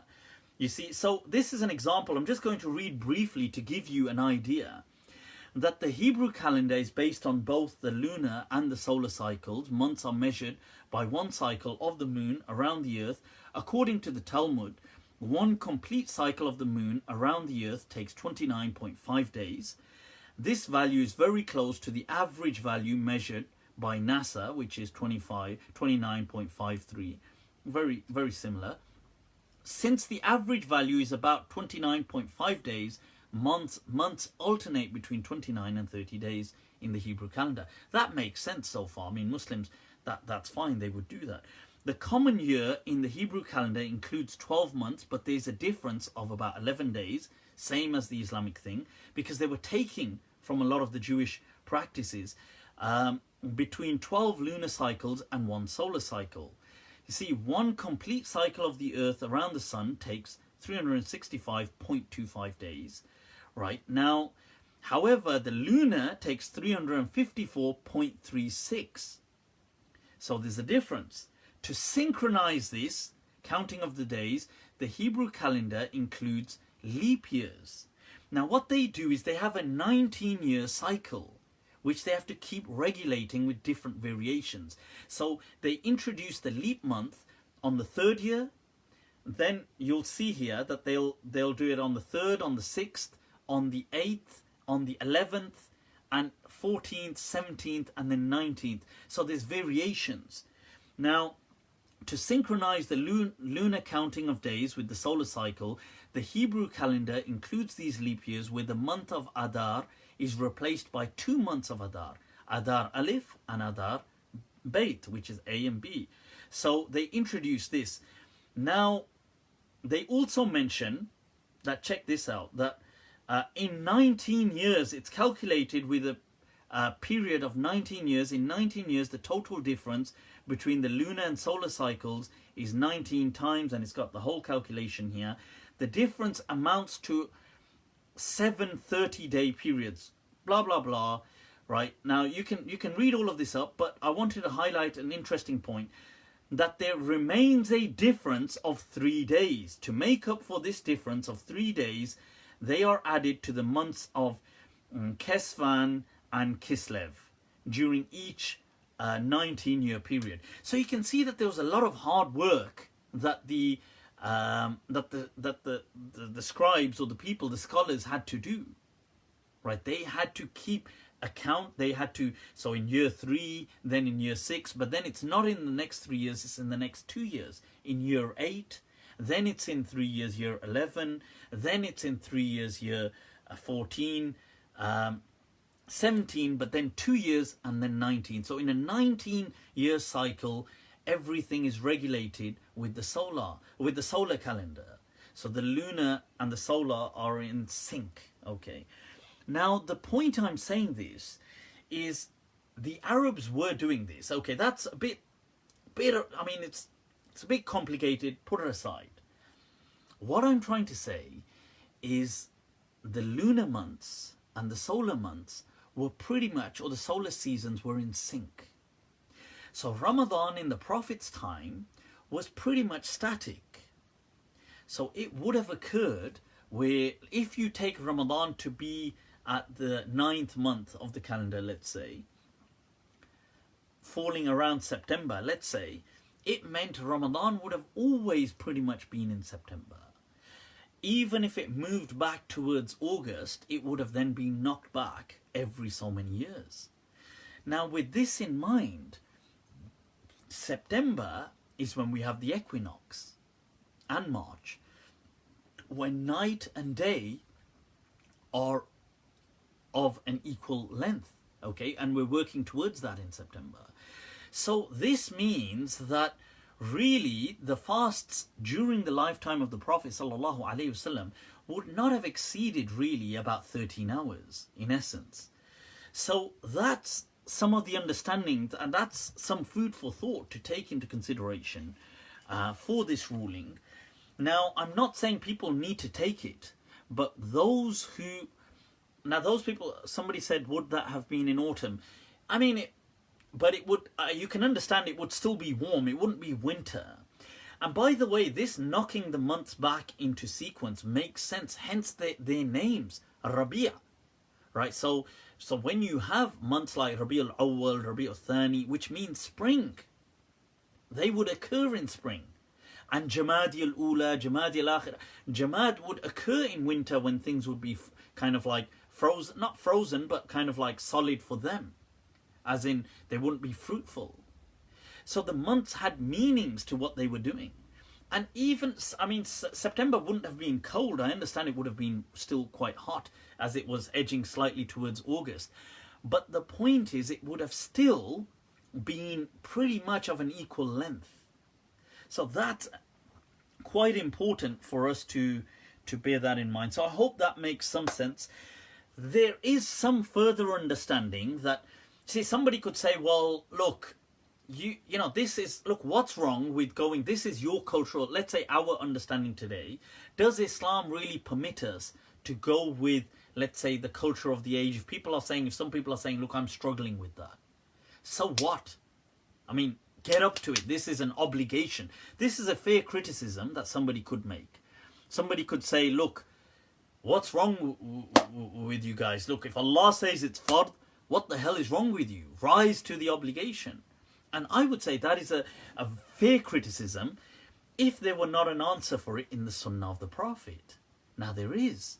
Now if you go, you will find a very interesting hadith I've cited before by Safwan ibn Muattal, about Safwan ibn Muattal, not Mistah. Now, Ibn Muattal, now this companion of the Prophet ﷺ is the one whose wife complains about him. She tells the Prophet that he does not pray. She complains about a few things, but one of the key criticisms I want to focus on is she complains that he does not pray Fajr. He does not pray Subah. He wakes up after after sunrise. And, he misses Fajr. So he is called to the Prophet, and think about it, his people are just outside of Medina. They're not in a distant, they're not like in Switzerland or something. You know, they are within the outskirts, within that kind of, they're still within Hijaz. Now he comes to the Prophet, and the Prophet asks him, look, what are these complaints? And the Prophet asks him, what's this? Do you not wake up for Fajr? And he says, Ya Rasulullah, inna qawmun la nastayqidhu illa ba'da tulu'i shams. That we are a people, our culture, my tribe, or my settlement where we live, our culture, and think about it, this is a very micro culture within Hijaz, within the Arabian culture. He says, inna qawmun, we are a people who do not wake up except after sunrise. Did the Prophet say to him, shame on you, I said, Allah said, and you said this? Did the Prophet say, rise to the challenge. What did the Prophet ﷺ actually say to him? The Prophet said to him, إِذَا اسْتَيْقَظْتَ فَصَلِّ. When you wake up, then pray. See, that is a very interesting hadith, because it shows that, look, the deen, even within a very similar, the Arabian culture was quite homogeneous. I mean, there was, quite a bit of, it wasn't monolithic, but there was a lot of similarity between the different tribes. They were still very similar compared to non-Arabs. Yet within this, you have this microcosm of where a small part of a tribe has a different culture, where they don't wake up early. And it's not just him, his people don't do it. So he says, Inna qawmun, and the Prophet catering for that, sallallahu alayhi wasallam, is an absolute, it epitomizes that the verse, وَمَا أَرْسَلْنَاكَ إِلَّا رَحْمَةً لِلْعَالَمِينَ, that we have not sent you except as a paragon of mercy for the world, for everybody, for everything. And that ad-deenu yusr, this deen is one of ease, people. So I'm not saying that, look, people need to stop what they're doing and fast like this. I'm not saying that at all. I'm actually commending people who are doing the fasts. I'm making dua for them that are doing the lengthy fasts and doing all of these things. May Allah bless us all. May He make us all capable. May He give us the strength. But people who want to choose option B, where they extend, let's say, that's still similar to option A. But those who want to choose option C, where they just want to estimate a set number, let's say a minimum being 13, and they just want to fast 13 hours of the day or anything above that they can, that several ulama have said that is permissible. I feel that it is permissible for them to take that fatwa, and we are not allowed to really criticize them or condemn them. We're not allowed to shame them, not allowed to guilt trip them, and it shouldn't bother us. It comes back to that thing that my deen is my deen. My relationship with Allah is my relationship. If I feel that, look, what's wrong with that person? Why can't he fast 17 hours like me? No. You should be concerned about you and Allah and your fast. Alhamdulillah. It's not, lasta alayhim bimusaytir. You're not in charge of them. If they are fasting according to an understanding that has been explained to them, then they have the right to do so. I hope that's been of some help, people. Right, so cool. Let's move on to. Right, we've got quite a bit actually to cover here. Oh my God, is that the time? Yes, salam. Yes, salam. Okay, people, let's take a quick look at this hadith on this hadith to do with if a person drank alcohol, his salah is not accepted. Why am I going through this hadith? I've seen this hadith being cited quite a bit where people have said,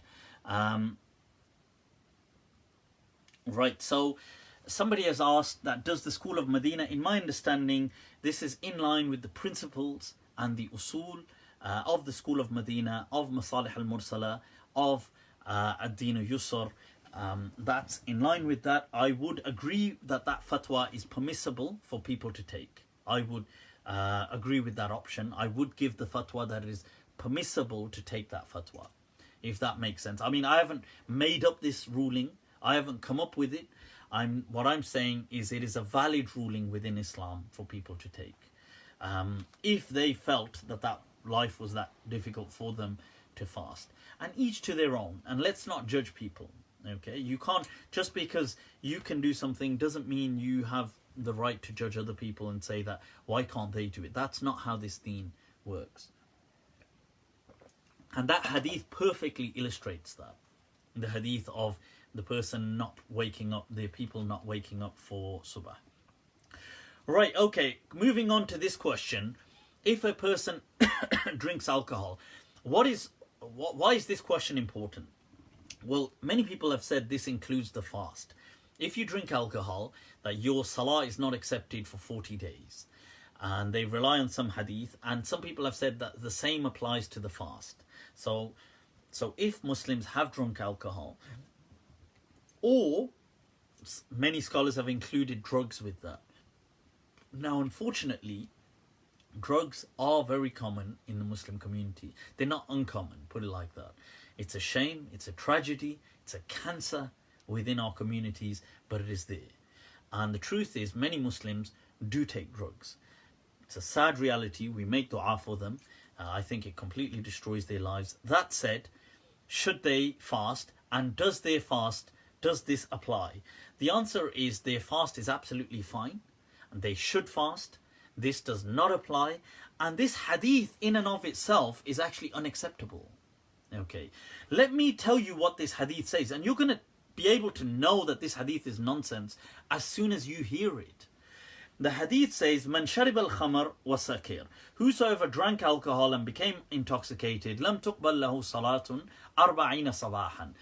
For 40 days, I mean it says mornings, but it means days, his salah will not be accepted. Wa in mata dakhala an-nar. And if he dies, he'll go to the hellfire. This is what the hadith says, yeah. So it's a belief that you'd actually go to hell, even though, first of all, most of this ummah, Ash'aris and so on, we cannot even base beliefs on khabru ahad. Okay, we're not even allowed to base any beliefs on just isolated narrations. Okay, so this person will go to the hellfire. Then the Prophet says if he does tawbah, then Allah will accept him. But if he goes back to alcohol, then, you know, the same thing. His salah won't be accepted for 40 days. And if he dies, he goes to hell. And then the same thing. So this is repeated for up to 3 times. Then the Prophet allegedly says, this is nonsense, blasphemous, and it's really, it's a shame. I mean, and it's made up against our Prophet, but nevertheless, that he then allegedly said that if the person returns after 3 times to drinking alcohol, kana haqqan ala Allahi, that it is really a duty upon God that he will make him drink, right? This is drink min radghat al-khabal. And the Sahaba said, what's radghat al-khabal? And allegedly the Prophet said, usaratu ahlin nar. So you know the people melting away in the hellfire. You know the kind of stew that is being made by all their melting. The stew of the hellfire. That usara, that kind of what's being squeezed into the hellfire. This guy is going to get that to drink. This is an utterly unacceptable hadith, right? Utterly unacceptable. So what are some of the problems? Where is this hadith transmitted? This hadith is transmitted in Ibn Majah, 1 riwayah, 3 riwayahs of it in Nasa'i, 4 riwayahs of it in the Musnad of Ahmad, 1 riwayah of it in Darimi. Those are the books. First of all of these hadith come through just one companion. Abdullah ibn Amr ibn al-As is allegedly the person who said this. That's it. No other companion. Think about it, such a major thing. Salah not being accepted, dying, going to hell. Nobody else knows this. Just Abdullah ibn Amr ibn al-As. Then pretty much from him, only one person, pretty much, I mean there's some other names, I'll go on to them, but mainly in the bulk of all of these narrations, is this person called Abdullah ibn Fayruz ad-Daylami. Abdullah ibn Fayruz ad-Daylami is allegedly transmitting this. He's the main transmitter of this in most of all of these narrations. There's 1-2 variations, I'll mention them, but it comes through this Abdullah ibn Fayruz ad-Daylami. Now, who is this person? They say, oh, he's the brother of so-and-so. And is he reliable? Oh, yeah, he's reliable. Why? Because he's transmitting from... No, but who said he's reliable? How does he become... There's a system to make him reliable. Ibn Hazm mentions this guy is unknown. We don't even know who this guy is. See, this is the problem with some of the muhaddithin. To justify their bid'ah, you know, to justify their careers and their work and what they're invested in, they just certify certain people. Because otherwise they feel that that this wouldn't work. But Ibn Hazm highlights, like, look, we don't even, this guy's majhul. And he's the main transmitter of this through the one. Right, so okay. Then from him, you have Rabi'a ibn Yazid al-Iyadi, who people say is a reliable scholar, but many people say, by the way, some people have said, by the way, when he transmits from Ibn Daylami, there's actually a person in the middle called Abu Ishaq who's called Abu Idris, Al-Khawlani. Right now, so this Khawlani, Abu Idris Al-Khawlani is between them. Now but he drops him, or somebody before him drops him, and in none of the chains from Rabi'a to Ibn Fayruz al-Daylami is this guy mentioned. But then, in this chain before him, you've got Al-Walid ibn Muslim. Walid ibn Muslim. This guy used to transmit from so many du'afa people, so many weak people. He would on purpose drop people in the chain. This guy was kathiru tadlis and taswiya. Even if you shift this chain, let's say you go to the sanad in Darmi, it's transmitted, Darmi begins from Muhammad ibn Yusuf al-Faryabi. Right, so who, by the way, Abu Hatim says he transmitted this hadith. Abu Hatim al-Razi says Faryabi transmitted the hadith that having nose hair prevents you from having leprosy. That ash-sha'ru fil anf, that this was amanu min judham. He then says that then later in life he went backtracked and said, no, I'm not, it's not true. Yahya ibn Ma'in would say that hadith is absolute kidh. It's absolute utter lie. It is a lie made up against the Prophet. The Prophet never said anything like this. So you've got people like Faryabi, and then the same chain, you've got Awza'i. By the way, even Awza'i, even though he's a great imam in fiqh, great imam, and he does transmit hadith, what does Bayhaqi say about him? He says he transmits hadith from people. He says يحتج بأحاديث بحديث من لم يقف على حاله. So you take hadith from people who he didn't know so well about their circumstances. You go to the hadiths in Ahmad, once again the same kind of chains from Ibn Daylami, right? Then you've got another one. Okay, what about those which ain't from Ibn Daylami? So in the Musnad of Ahmad, you've got one from Amr ibn Shu'ayb an Abihi an Jaddi. Now this chain, Yahya ibn Ma'in says, La hujjata fihi, that this is, and Abu Zur'a says that this is basically Abdullah ibn Amr ibn As's grandson, who used to, Abu Zur'a says, used to have a book he used to transmit from. This chain is such a weak chain where he says, from my father, from my grandfather. So you've got that. And the rest, you're going to say that, oh, what about, there's another chain with Nafi ibn Asim transmitting from Abdullah ibn Amr. Oh, but who's in the beginning of the chain? It's Hamad ibn Salma al-Basri. What does Bayhaqi and other people say about him? Oh, his memory got messed up. Right? This is why Bukhari refused to transmit from him.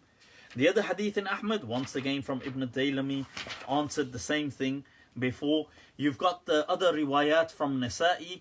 Once again, you've got them from Daylami. Now there is another variation from Mujahid. Now somebody may say, oh, what about that narration? That has Yazid ibn Abi Ziyad in it, who Hakim, Bayhaqi, Abu Zur'a al-Razi, Nasa'i, all these people have rejected. Right, so the point is, let alone others, there's Kalam in Mujahid himself, but my point is that these narrations, people, then there's another chain in Nasa'i which has Bakkah in it, who everybody knows Bakkah ibn al-Walid and the problems with him, and let alone then he has the same problems. You've got the same Ibn Daylami and this same chain. The point is that these narrations are absolutely isolated. They contradict the Quran. They contradict our beliefs in Islam. A person by drinking alcohol, and if he dies, does not go to hell. We do not believe that. Muslims generally do not believe. So this hadith cannot be true. And it is a matter of belief. And therefore it clashes with the Quran. It clashes with our principles. And it clashes with reason. That why, just because of that one sin, Allah would throw him in the hellfire. As in, he's clearly destined for hell. Because it says, then he's definitely going to hell. So that doesn't make any sense. It is a hadith da'if, people, okay? Unacceptable. So the fasts, the salah is valid still. And if, once again, things like alcohol and drugs are bad, they are wrong, they are haram. On drugs, it depends. Drugs is a spectrum. Some drugs may not be haram, but they're still bad for people. I mean, they're still something that we condemn. Now, that said, they do none of these things violate the... I mean, if you've had them, that doesn't mean you can't fast. It doesn't mean your fast won't be accepted. That's what I want to say. Cool, people. Well, we've stretched this on quite a bit. What I'm going to do is quickly touch up on our dear friend, and then we'll call this a wrap. The reason being is during Ramadan, I won't be going through Monday nights with Mufti, so there isn't la ba's if we slightly stretch this one. Right, just one moment. I'm going to have to go back and find our good old dear friend. Right, so people, right now, ya salam. Where is he? Where is he? Our good old friend. You see, people, I've never heard of this Nabeel Nisar Sheikh.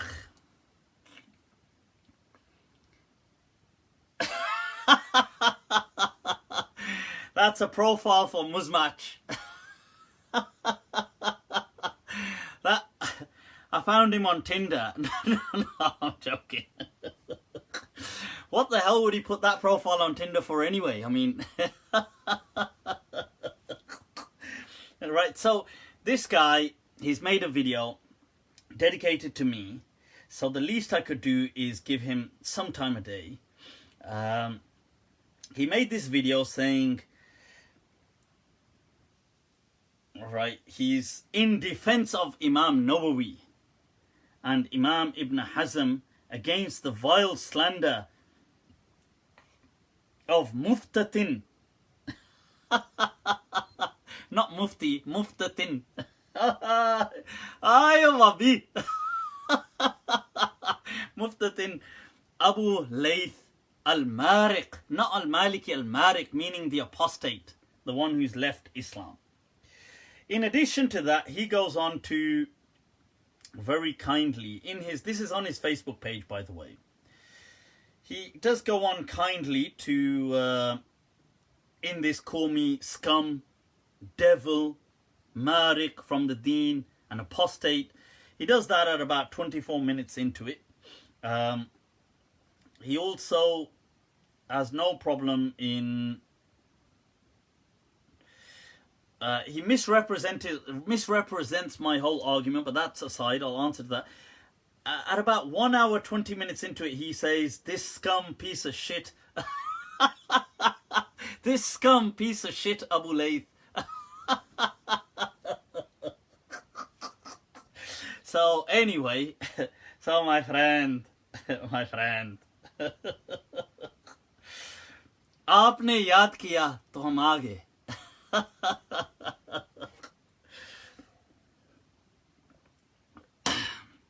वो आएंगे थामे जिगर, देख लेना. Allah, Allah, Allah. So, my friend, let's see if we can...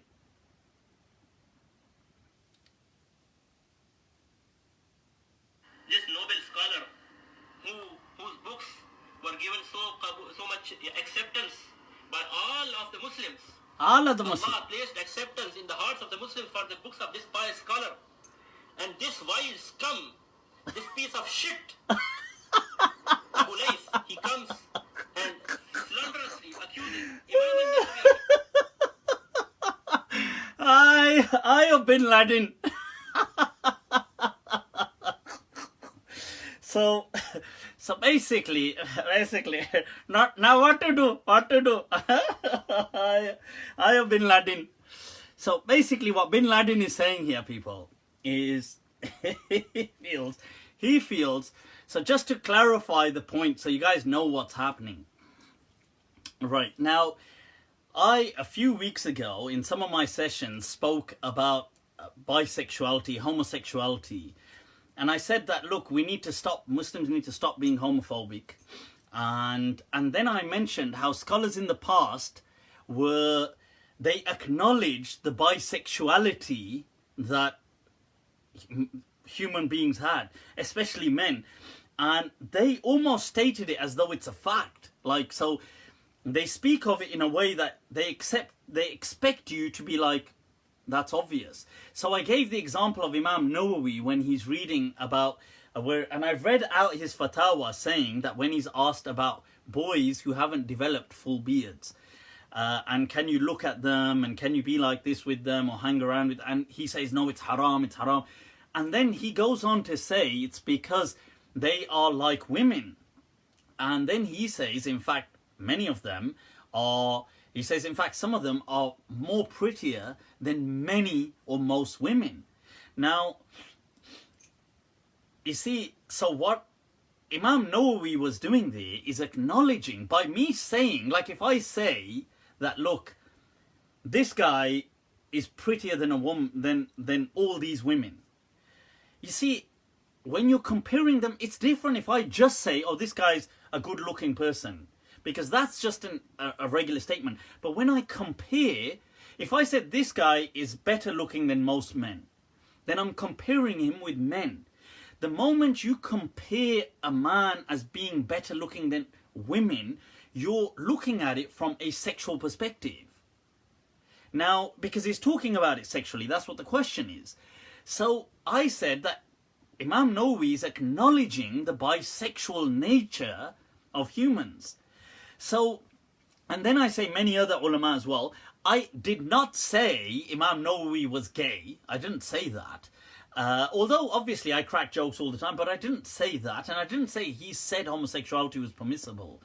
But this, so Bin Laden here has a rant for about a whole hour going on about trying to say homosexuality is haram.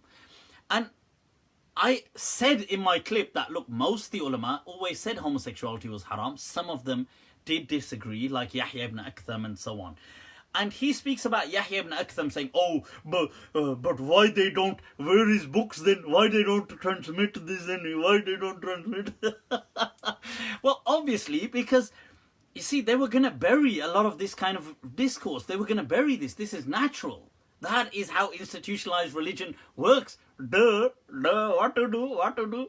But they have got all of this. Why don't you check the books when they speak about Yahya ibn Aktham? Why don't you read up on this?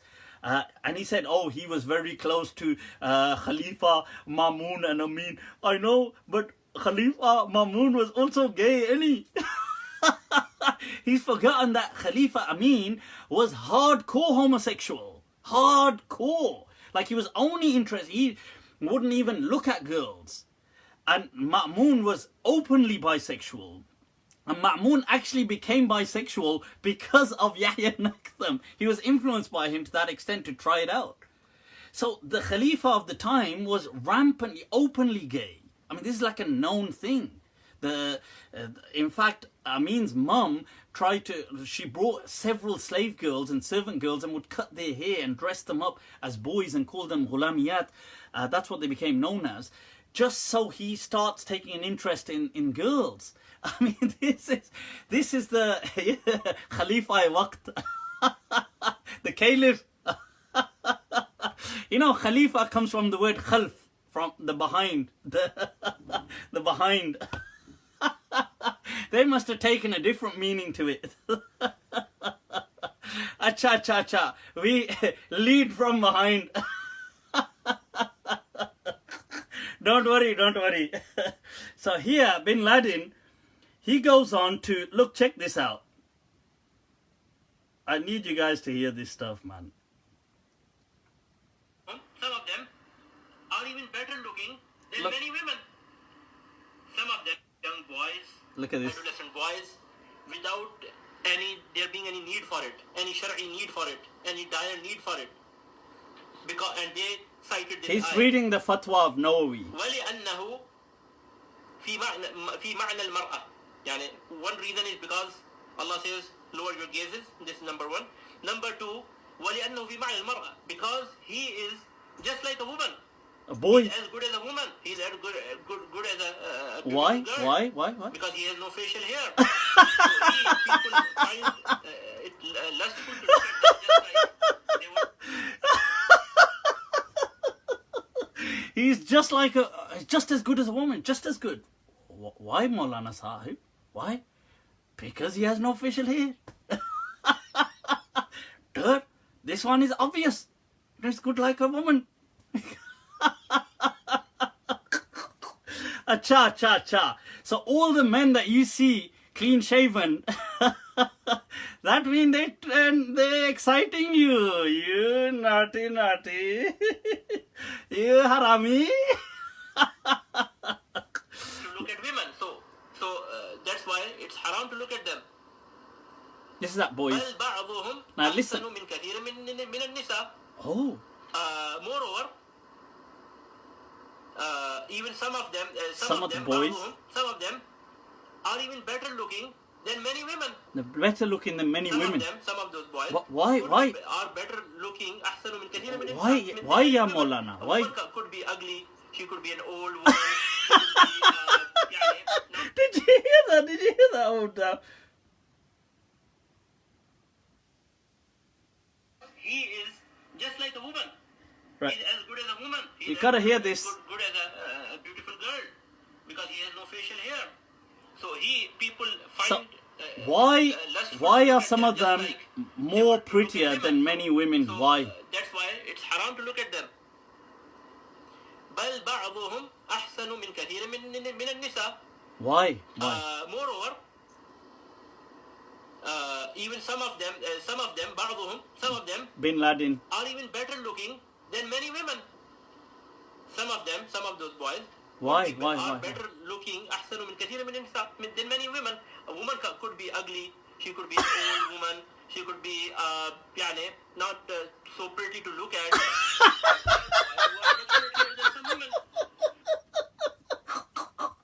So let me get this right. Bin Laden over here is saying that the reason why some of these boys can be sexy is why are some boys why are clean shaven men or boys sexy or prettier sexually, because this is talking about sexual, prettier sexually than many women, because many women can be ugly.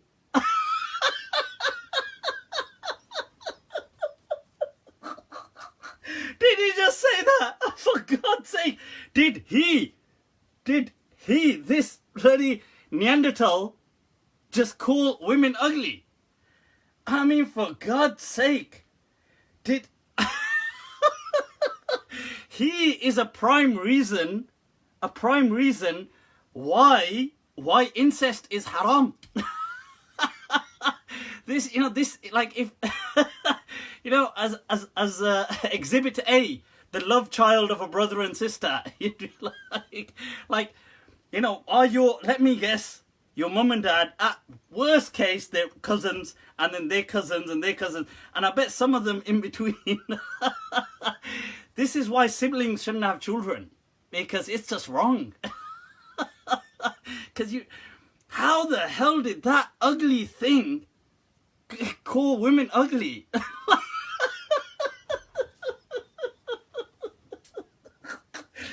Oh my God, I swear, you could not make this stuff up. His reasoning, and he's saying this like this is so common sense. Like, of course some boys are sexier than women because many women are ugly.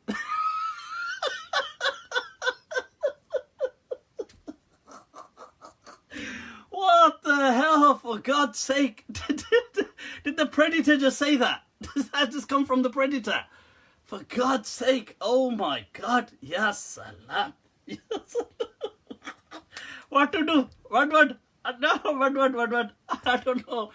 Of course, many boys, when I'm sitting around boys, I must do Ghad al-Basar, this one. I swear, this guy. Oh, Bin Laden. Baz, aa jao. Baz. Not bacha Baz. This guy must have misunderstood. Somebody must have said to him, Baz aa jao. Like, fix yourself. And he misunderstood it as bacha Baz. So he just became a pedophile. Honestly, you know, if you ever needed to know like what the next terrorist or bloody is going to look like, this is the guy right here. For God's sake, I swear, this guy, I watched this thing, I was falling over laughing, thinking, oh my God, did he just say that? And he's saying it like so up, yes, what? Of course, they like women. And he's actually proving the point which I set off to say in the beginning. He's actually saying, yeah, I find, I would need to do Ghadd al-Basar because the boy's just like women, and he's like women, and because he's got no hair, and he. You bloody retard, what the hell is that? It's just like women, and this is why you have all the homosexual rape going on in Al-Mamlakat Al-Arabiyyat Al-Saudiyyah, you know, in the Mamlaka, bruv, in the Mamlaka. So in the Saudi kingdom, this is why you've got all this kind of, you know, where they're raping, unfortunately, all these young boys, because this is the kind of lunacy, this is the kind of ludicrousy that you've got going on. People say, that's like, woman, and I got beer going out there. Anyway, यार कोई दलील लाते कोई. Now what to do? I'm pretty sure maybe Nabeel bin Laden will watch this. Well, bin Laden sahab, if you do, my message, look, I've got a beard, so you can't find me attractive like that. You know, I've got a beard, yaar. Yeah, your beard hai, yaar. ये दाढ़ी है यार.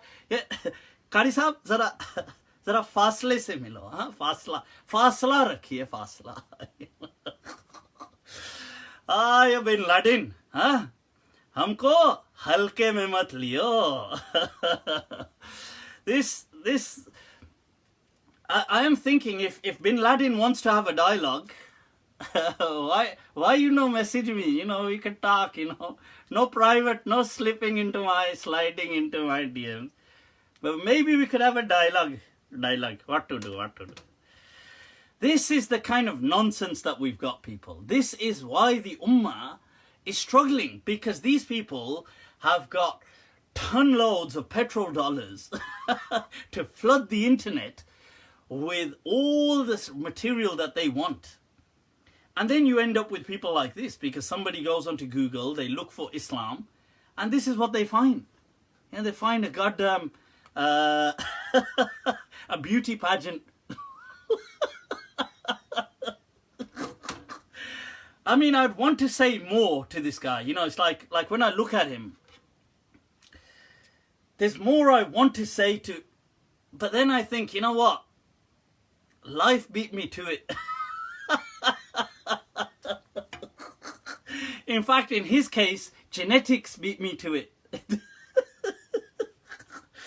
Wallah, ya salam. Wallah, ya akhi, wallah. Okay, wallah. Ramadan Kareem. This guy, you know what? You got to keep these kind of people away from the Taraweeh. With all those young people praying. This one, dirty mind, you know, this one, dirty mind. You know, you got to be careful, you know, dirty mind. This one. People, with that, I'm going to leave you all to it. It's been late. It's been good expressing tahe dil se, ye पैगाम मोहब्बत to our friend bin Laden, right? So it's been good, but in Ramadan in general, I'm thinking I might do some just intermittent kind of Q&A, brief kind of video clips, but I won't be doing the Monday nights live. I'll give, you know, as always, as each year, leave Ramadan out, so I hope that you can use the time wisely. I will be sharing videos. I will try and maybe intermittently come on, just deal with some topics. If there's any issues, do feel free to reach out to me. Do send me your messages. Do send me your questions. I will try to respond, inshallah. Take very good care of yourselves. Remember me in your kind du'as, people. Say a little du'a for banda na cheez. You know, in the Urdu culture, right, when they're about to praise themselves, they kind of belittle, like to act humble, they kind of like say, oh, this worthless, they kind of say all these kind of worthless things about themselves, like bandana cheese, like this person who's nothing, or haqir. Haqir is like despised. And then they have like ahkar, the most despised, the most despicable. Yeah, whoa, man, calm down, calm down, bro. You're kind of this. You're taking this a bit too far, getting into character. But people, remember me in your kind du'as. Inshallah, have an awesome Ramadan. Assalamu alaikum wa rahmatullahi ta'ala wa barakatuh.